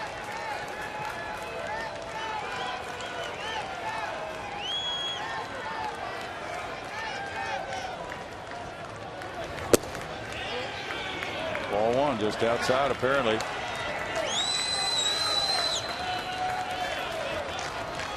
It's the kind of pitch really Vitters should be looking for in this at bat. Let's try to get the ball in the middle of the diamond and airborne. It's the kind of pitch you can do it with. Try to line that ball to center. So easy from up here. 2-0. Oakland won, the Angels won. They're in the bottom of the 4th. In Anaheim. Wesley Wright working there. Minnesota down Cleveland 7-2. They do know the winner. Masterson the loser. And Bowman hit his 16th for the Twins. Ground ball third. Soriano forgot to run. So the first double play. I don't know what Soriano was thinking. He didn't even move. And a grounded to third, so that's a double play. Not that it would have mattered. 5-2, 2-3. Just a great example there of a hitter not having a plan. We talked about trying to stay in the middle of the diamond, and that pitch out away is the perfect pitch to do it. But he disregarded a fastball away and a slider away, and they were both balls. But then he got greedy on 2-0 and swung out a fastball that was inside. It's this weak little ground ball to third. And the Astros go 5-2-3 to complete the double play. Soriano had no idea that there were bases loaded on that. He had to run on a ground ball. He went back to third. Ball 1 to Sapelt. Sapelt is 1 for 3 in RBI double. The nature of this game tonight, you could almost excuse yes, mental lapse. Yes, people are going to check out.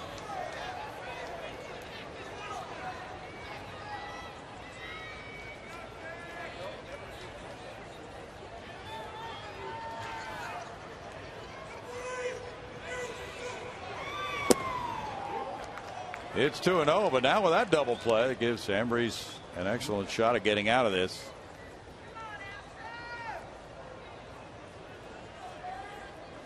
Well, that's quite a turn of events for a pitcher when he falls behind 2-0 with the bases loaded, then winds up with a double play ball.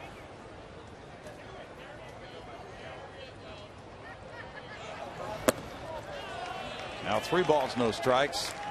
And, you know, good decision there by Tony D to load the bases to set up the double play. Vitters has struggled mightily, and if this were a meaningful game, Swain probably hits for Vitters in that situation, but he's a young kid and he wants to see what he's going to do in that situation. Adrian Cardenas is in the on-deck circle to hit for the pitcher Russell.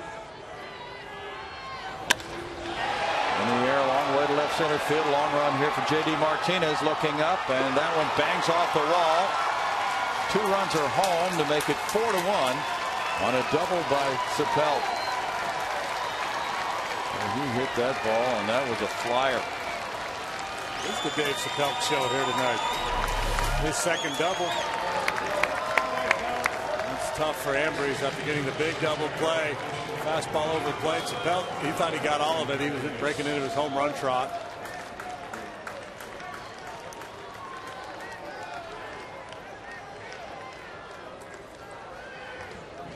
Four to 1 ball game as Sapelt has 2 doubles and 3 runs batted in. That's 10 hits for the Cubs. Adrian Cardenas, the pinch hitter now for Russell. Mathers on deck. Here's the intentional walk. So runners will be at first and second with 2 outs.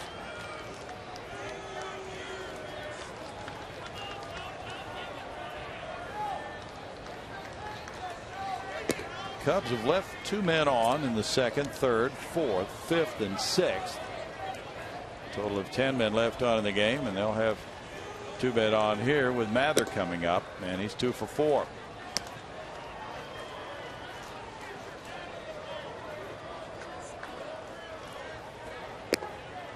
Ball 4 in the intentional walk to Cardenas, puts him on.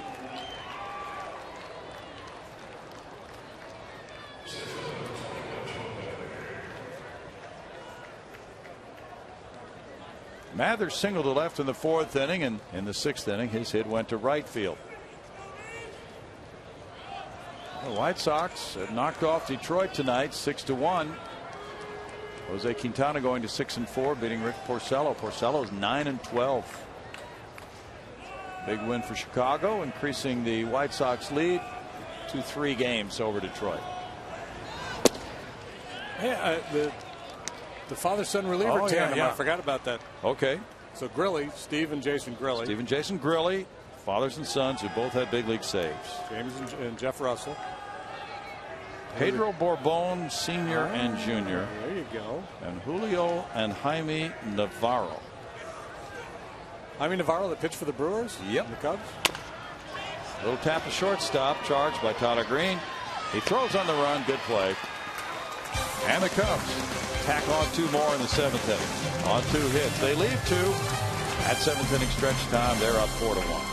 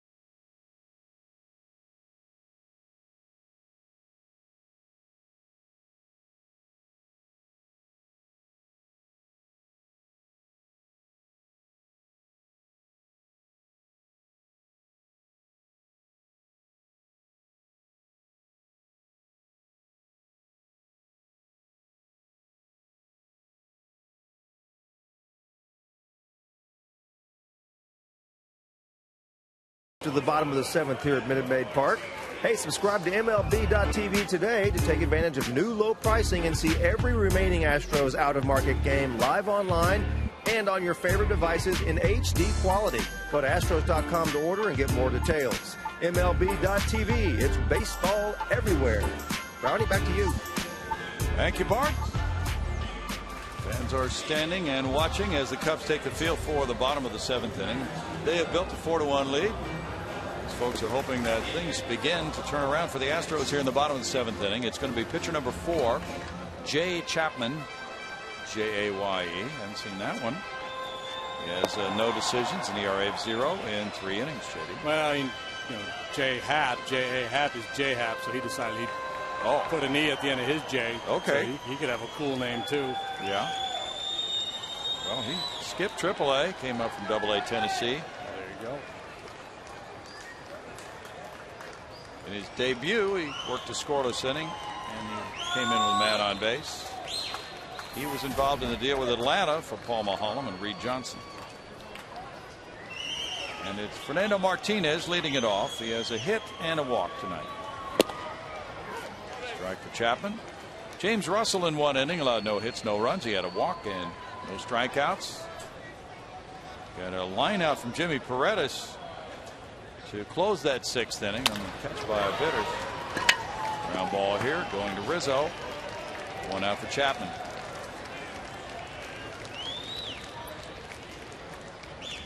So Volstad, who went the first 5, allowed 1 run.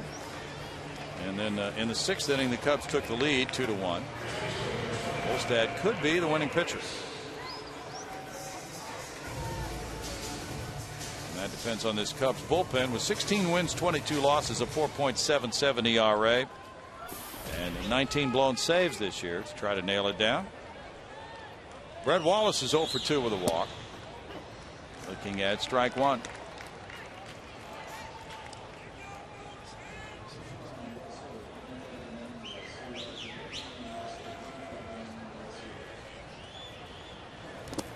Russell worked 1/3 of an inning, not 1 inning. Sokolovich worked 2/3 of an inning. Chapman cranking up the tempo a little bit. He's ready to go. Very aggressive. He certainly paid his dues. Took him about 4 years to get out of A-ball in the Braves organization. Well, the pitcher can get log jammed sometimes with the Braves. Well, he's thrown his fastball, right-hander, 90-91 with the fastball. You don't have that overpowering stuff. Sometimes it takes a while to figure out how you can advance through the minor leagues. A changeup like that certainly will help. Maybe that was a pitch that he didn't have initially. Struck out Wallace with it.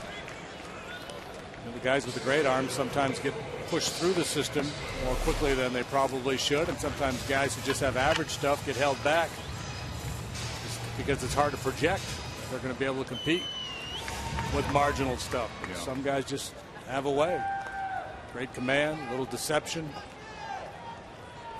Great competitor. Justin Maxwell's 1 for 3, a triple. Smashes that one by the shortstop Castro into left center field. Soriano over to pick it up and hold him to a single, and it's 2 for 4 for Maxwell tonight. Chapman with 2 quick outs, willing to attack the strike zone here on Maxwell. That's a good pitch. You got 2 outs, you got a 3-run lead. You might as well be aggressive.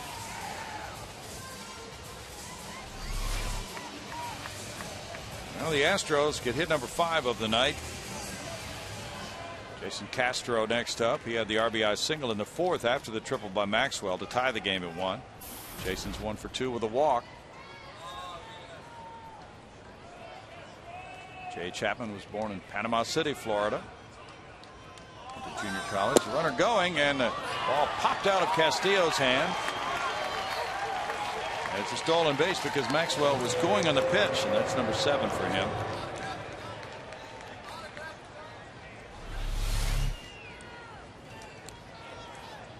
Trying to be quick, never got the handle.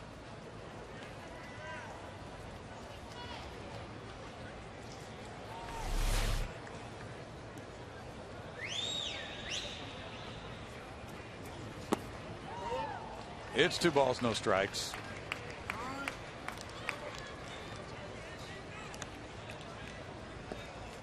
Pirates and Reds are in the top of the 11th, tied at 3.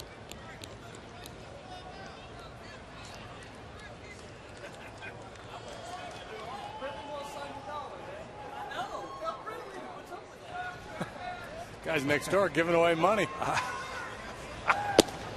Here's a pickoff throw to Maxwell gets back. We might need to try that. 2 balls and a strike.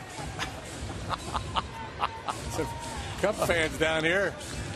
Very rowdy bunch. After Lenny Casper and Bob Brentley, so Casper signed $1 for him, and now they got Brentley on board. They're defacing U.S. currency.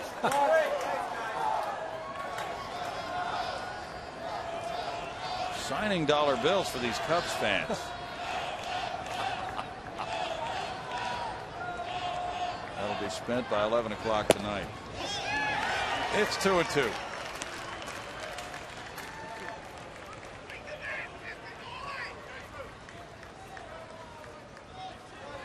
Oakland leads 2-1 at Anaheim over the Angels in the bottom of the 5th inning.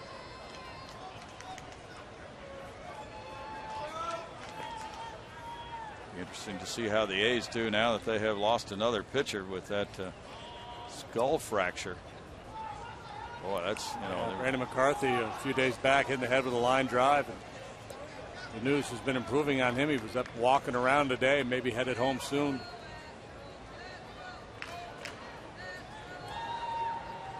Certainly good to hear that, but they have lost a guy who could really help them also in this wild card race in the baseball sense of what they've lost. Yeah, he had started to pitch really well, too. Struck him out. And in the 7th inning, it's no runs a hit and a man left. After 7, 4-1 Cubs.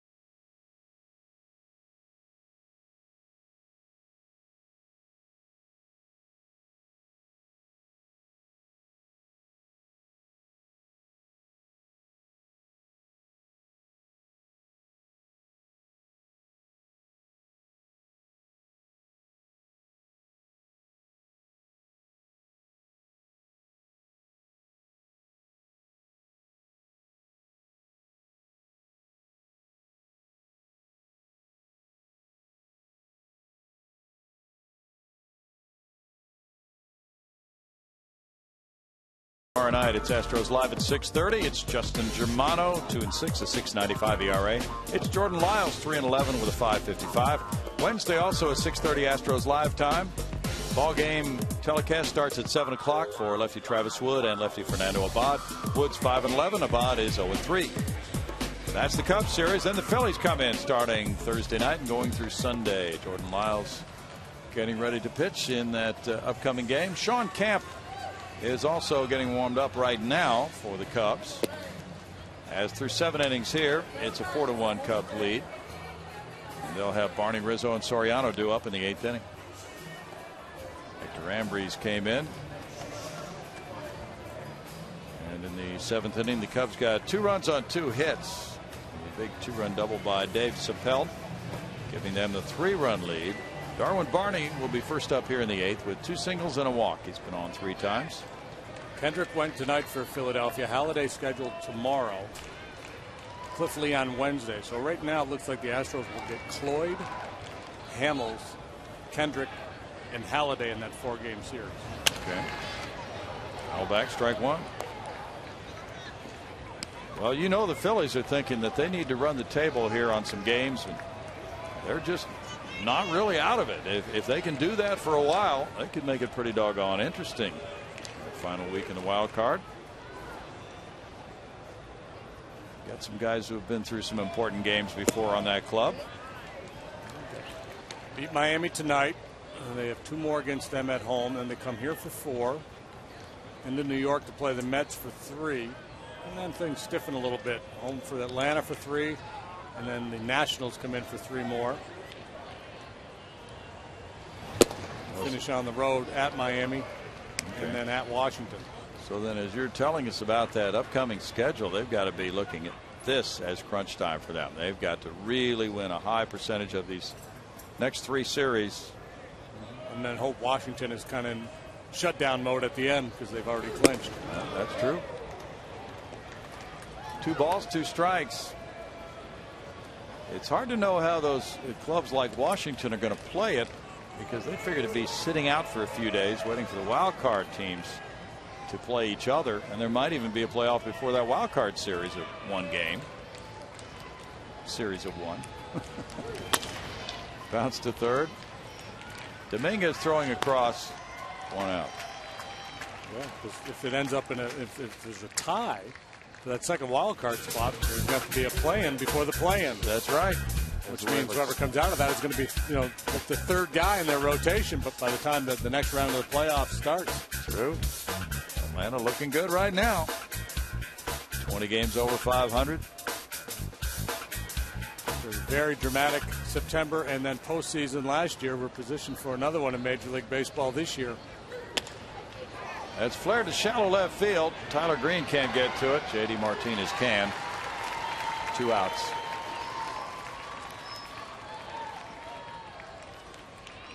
And Soriano will be next. Cubs went down in order in the first inning on 3 ground balls. That's the only time tonight that they've gone 3 up, 3 down in an inning.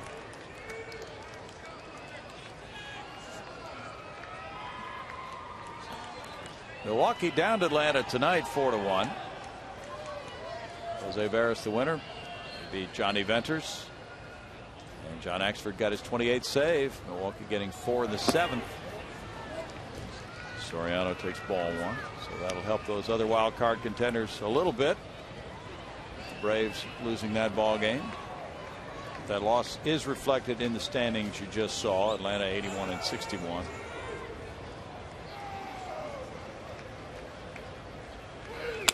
Soriano hits it way up in the air, and Tyler Green's underneath it. It's a 1-2-3 8th inning for Hector Ambrose, and it's 4-1 Cubs.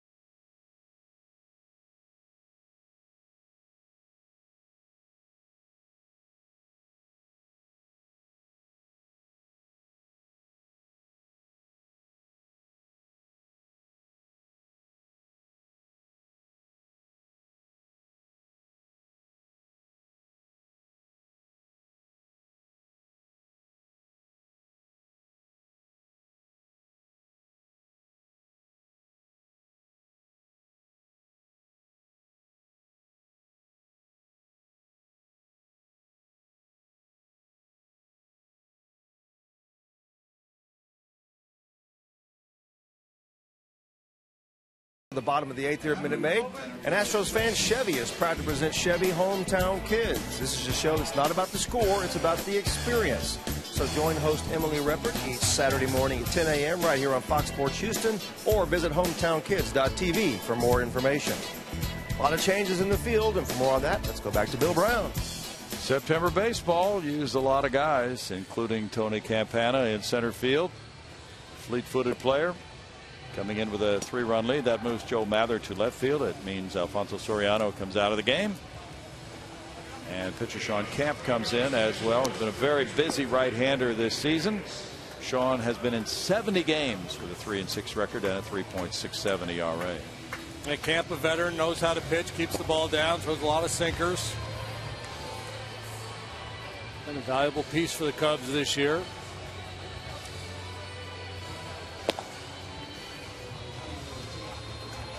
Camp is 36 years old. He began his career in the San Diego organization. Now the Astros come up in the home 8th inning with Matt Dominguez leading it off. Matt is 0 for 3 in this game. JD Martinez on deck. Tyler Green due up third.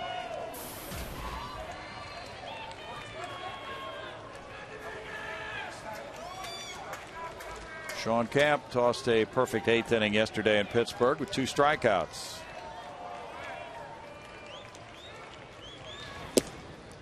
And that slider veers outside. There's ball 1. Camp just passed the 500 career appearance mark not too long ago. Last year he pitched for Toronto. Missing there. He falls behind 2-0 to Dominguez. Camp has pitched 4 times against the Astros with an ERA of 0. Reiner Cruz is warming up for Houston. He has not pitched in several days.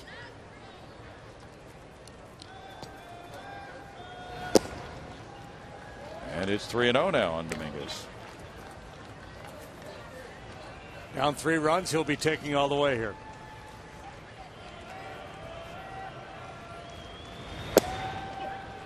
Three balls and a strike.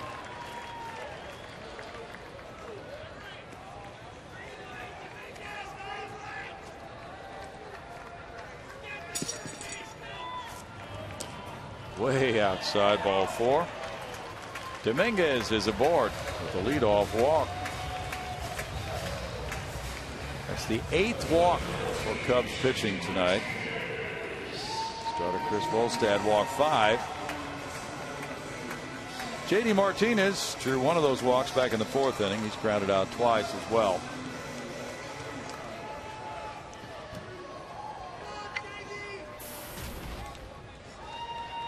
Tyler Green comes out to the on-deck circle.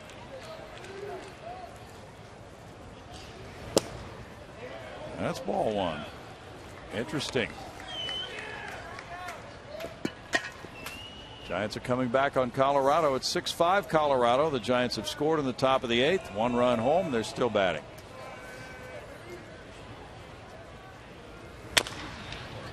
Bouncer goes foul for Dave Clark.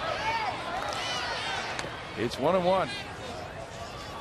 Camp, one of those guys, even when he elevates the ball, can get sinking action on it. Get you to hit it on the ground. The Reds are batting in the bottom of the 11th, tied with the Pirates 3-3.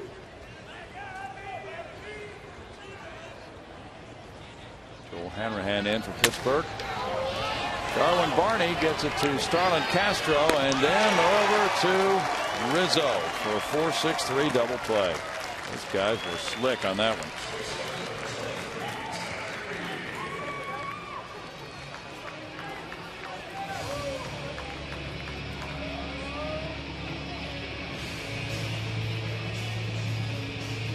Yeah, watch Barney position himself to make that feed. The quick feet of first Barney and then Castro to slide across the base.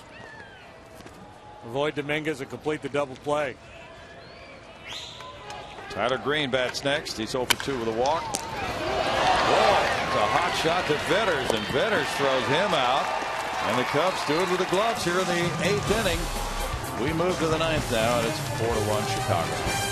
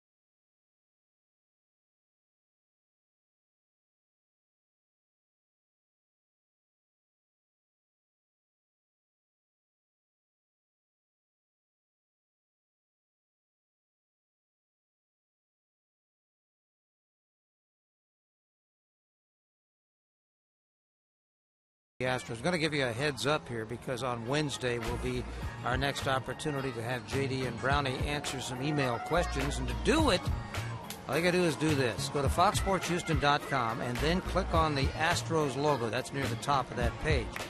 Once there, link to Fox Sports Game Connect, and once there, you will see a spot where it says Ask the Broadcast Team. That's where you ask your question. Again, we'll talk about them on Wednesday. Brownie and JD will.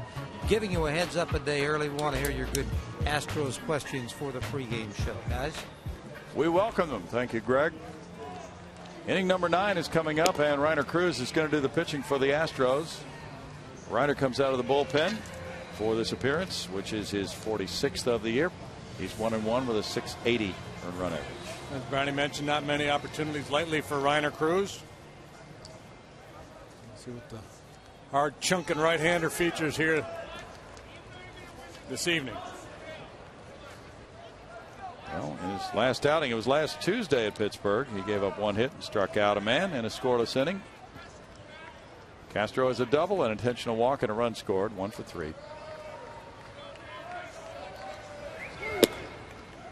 And strike 1 to Castro with Castillo on deck, and then Vitters due up third, and the Cubs ninth. Cubs have out hit the Astros 10-5. Each club in double digits and men left on base. 12 for Chicago, 10 for Houston. Pretty serious chain that Reiner's featuring out there. Slider lined over Jimmy Paredes in center field. Didn't get a good look at that, JD. Hit number 2 for Castro. Wow. For gold.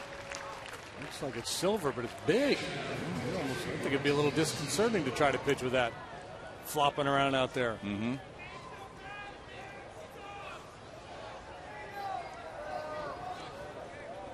Now Wellington Castillo has been on 3 times, 2 walks and a single. Wellington with 1 L.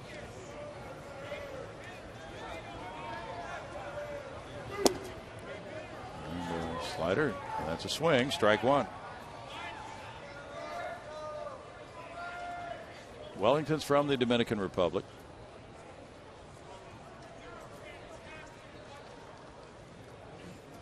There you go. There's that chain.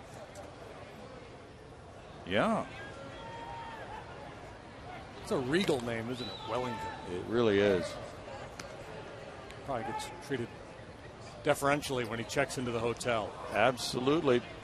Mr. Castillo, would you like to come to the front of the line, please?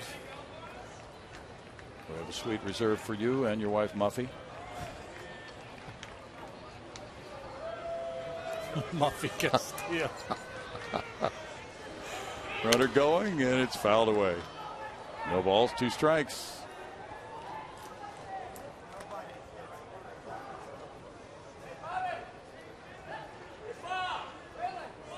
Yeah, it's tough for a guy like Reiner Cruz, who's a Rule 5 draft choice, to stay sharp. But the good news is he's been on the big league club all year long. And that's very good news. Getting paid like a big leaguer, traveling like a big leaguer, getting some experience. That's it. I mean, you're looking for a silver lining to having a bad year. An opportunity to, to get guys like Reiner Cruz work. Mm-hmm. And you're not jeopardizing a winning season. So it's all about, what the future holds. Astros took a flyer on a kid with a good arm out of the Mets organization. Had his struggles, but at times has thrown the ball well. You like his arm. He's a hard thrower. Yes. And they also got another Rule 5 pick, as you know. Marwin Gonzalez, who's hurt right now. But Marwin's played well this year. Yeah, and I think, the difference being, for me, Reiner's a project, and Marwin's a player. Mm-hmm. Marwin, you could have seen Marwin playing in the big leagues this year anyway without being a Rule 5 draft pick. Deservedly so. Breaking ball strikeout there on Castillo. Vitters has been on twice with a single, and he was hit by a pitch. But now, after this year's over, the Astros then are not obligated to keep these Rule 5 draft choices on their roster next year. They can send them back to the minor leagues if they choose. So they've really, in effect, helped to stock their minor league system. That's good play there by Castro. And so they've got 2 players who can at least contribute in the minor leagues, if not make the major league club next year. Sometimes a big league club gets strapped a little bit, takes a guy in a Rule 5 draft, and he's just not performing well, and they can't afford to carry him on the major league roster, so they have to give him back to the original team. 2 balls, no strikes. It'll be interesting to see if this year in the Rule 5 draft the Astros again participate. They don't have to, but again, it's a chance to through scouting other organizations, maybe pluck somebody who can't be protected on a 40-man roster, and maybe a very good organization loaded with talent, and put him into your organization. Foul back. 2 balls and a strike. And even if it's something that's not going to work out, it's in effect a $50,000 free look at a player from somebody else's organization in spring training. And that's what they did with Marwin Gonzalez. He came out of the Cubs organization. The Cubs obviously pretty well settled at shortstop with Castro, so they did not protect Marwin Gonzalez, and the Astros were able to snap him up. Runner goes, and it's fouled straight back here. Oh, watch out. Oh, it almost made it in here. The same guys that got the dollar from Lenny and Bob got the ball now. These guys are having a big night down there. These guys are spoiled. Yeah. Give the dollar back now. Yeah. These fellas are negotiating now. Yeah, these guys are the kings of the club section down there, club boxes. Swing and a miss with the runner going, and the throw not in time. He struck him out for out number 2 as the base was stolen by Castro. That's his 24th. He's thrown a lot of sliders in this inning, and that's a good one there to punch out Vitters.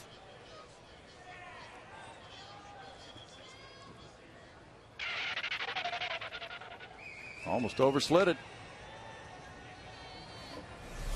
Dave Sapelt has had a big night, batting out of the 8th spot in the order. 2 doubles, 3 runs batted in for Sapelt. The difference in this 4-1 game.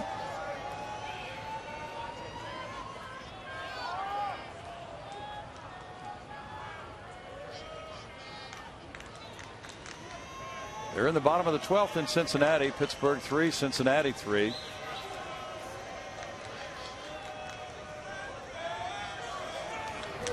We'll be able to give you the West Coast finals here shortly. Well, the Giants now trail the Rockies by just 1, 6-5. Rockies coming to bat in the bottom of the 8th. Buster Posey hit his 21st homer. He'll get some MVP votes. Yes, he will.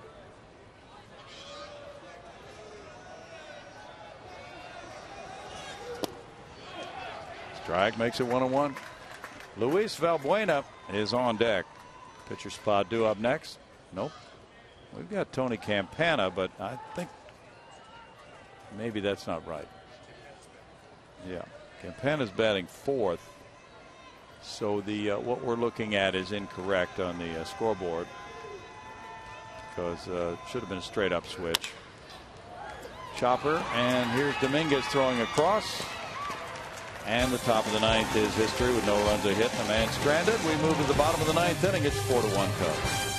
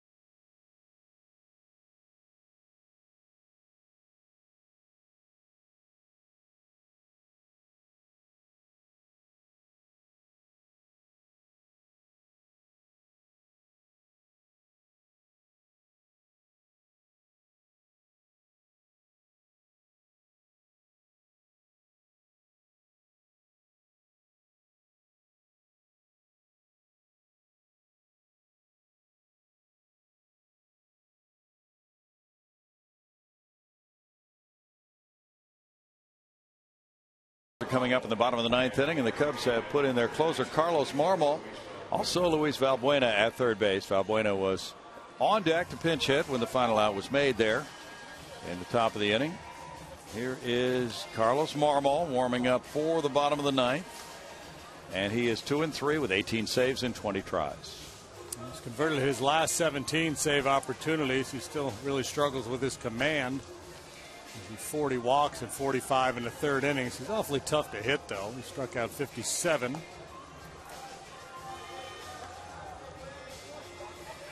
Batting average against Marmol of .213 this year. He's allowed 3 home runs. So obviously a situation that calls for patience. Boy, early on the Astros had no chance against him, and then broke through last year and really lit him up a couple of times. 1.16 his ERA from 2006 through 2010. Last year in this, an ERA of 7.30 for the right-hander. Now this year, he saved his first 3 appearances against the Astros. In the 4th one, it was not a save situation, but he pitched a scoreless inning, so he has a total of 3 2/3 innings of scoreless baseball against the Astros this season. For me, when he struggled, it's just been an unwillingness to challenge with his fastball. He gets a little defensive and throws one slider after another out of the strike zone, and hitters are usually a little anxious and they're willing to chase that pitch, and he ultimately gets the job done. But I think he, when he's at his best, he's willing to challenge a little bit more frequently with his fastball, and that will set up the slider. Brian Bogusevic is 2 for 2 with a homer against Carlos Marmol. That homer was a game-winning pinch hit grand slam here last August. In the bottom of the 9th to win it 6-5. What a moment for Brian in his career. Takes that one for strike 1. Well, certainly willing to challenge with the fastball there, pouring that 95-mile-an-hour heater right through there.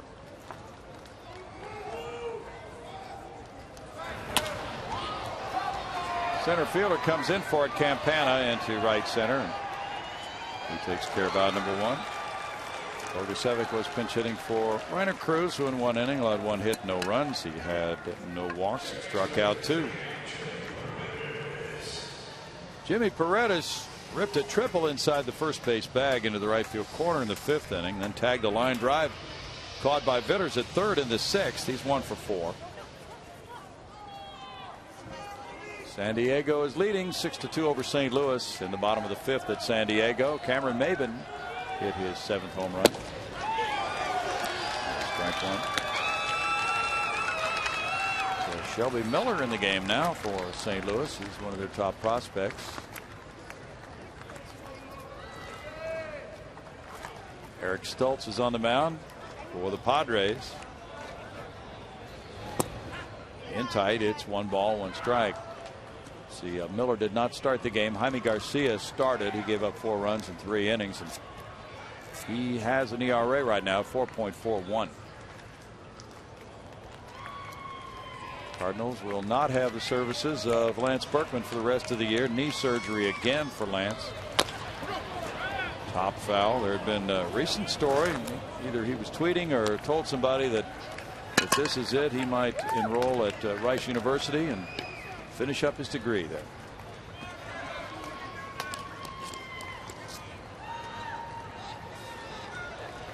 Giants are now batting in the 9th at Colorado. As JD mentioned, they're down by 1, 6-5.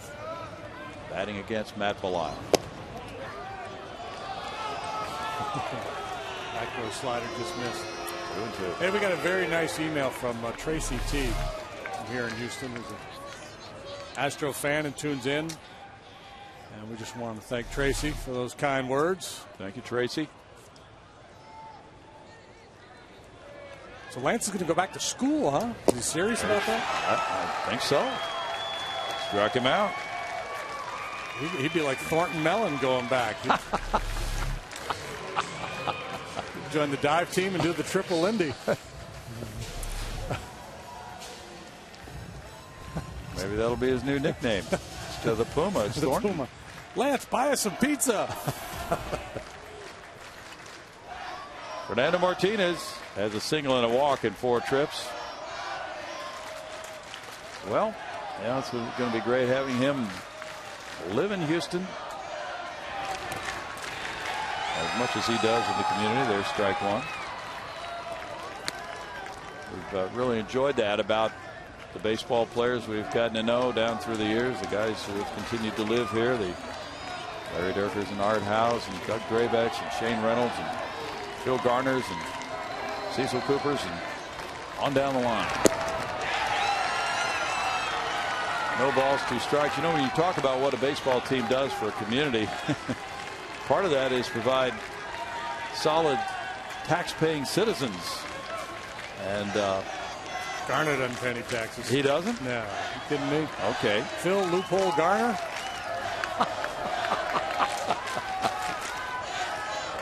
Well, anyway, it's nice to have all these guys here.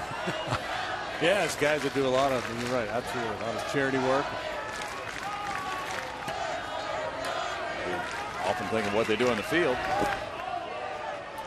It's 1-2.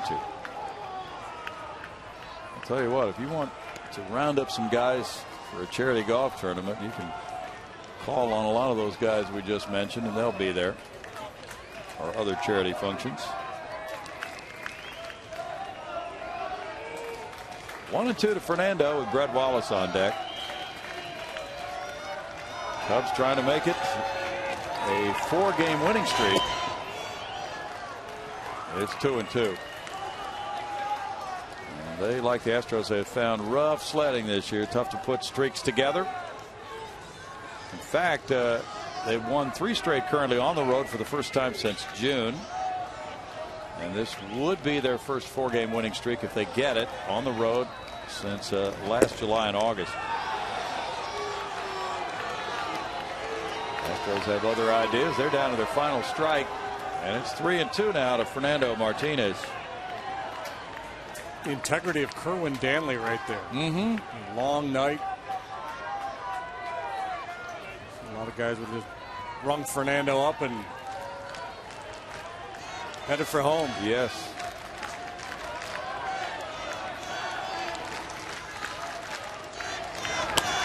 That's fouled away.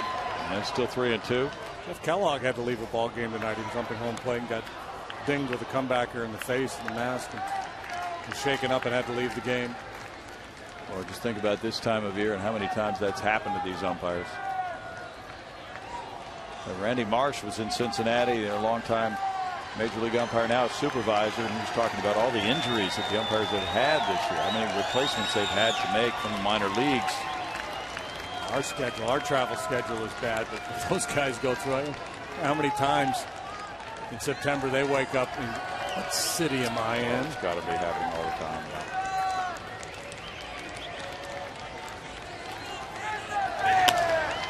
Foul away. Typically, baseball teams travel on to the next city after each game, but I think sometimes with the umpiring crew, it's early the next morning, isn't it, JD? I don't really know what their travel schedules would be. Yeah, well, certainly after a night game, they don't jump on charters, they fly commercially. True.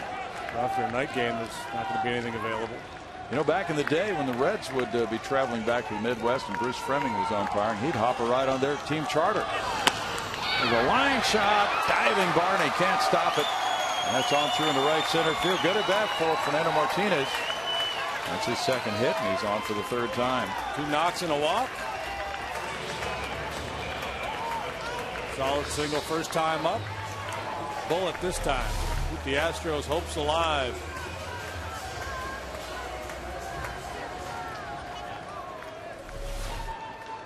Now it's Brett Wallace. He is 0 for 3 with a walk.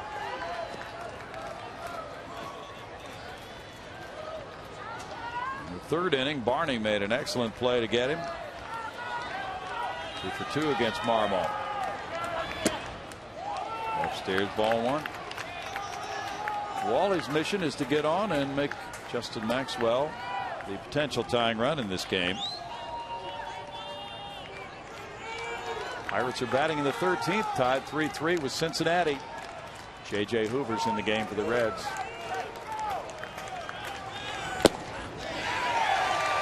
It's 1-1.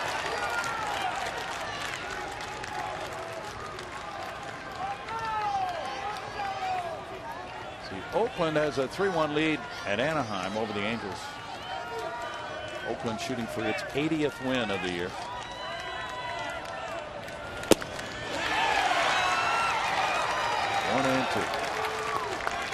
They called it Moneyball about 10 years ago with Billy Beane.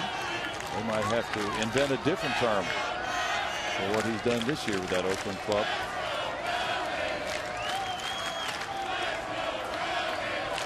Bob Melvin at the helm. A nice combination. It's 2 balls, 2 strikes. Phil Garner worked with that club in spring training, didn't he? Yeah, he's a consultant for the A's. It's a nice job, consultant. Yeah, especially when they're winning. That means you don't have to go into the office, doesn't it? You know, I think he went spring training with him.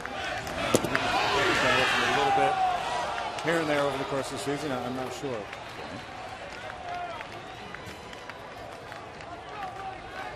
But he and Bob Melvin go way back.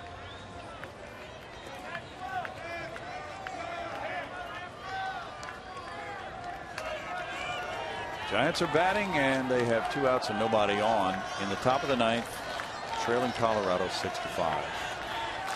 With Rafael Betancourt facing Brandon Belt. That's a walk. Nope, it's 3-2 now. We had 3-2 up there, but that was not correct. So now it's a full count on Wallace. And now Martinez will be setting sail for second base. Cubs have out-hit the Astros 11-6. No errors tonight, but a bunch of walks. A whole bunch of walks in this game. Let's see. The Astros have walked 7. And the Cubs have walked 8. 13 left on base for Chicago. 10 left on base for Houston. And they're going, and that's a strikeout to end it. Cubs win the opener of this series as Marmol nails it down for Volstad. Marmol, pitcher number 6. And the Cubs limited the Astros to 6 hits. Houston left 11. Chicago wins it. Final score 4-1 Cubs.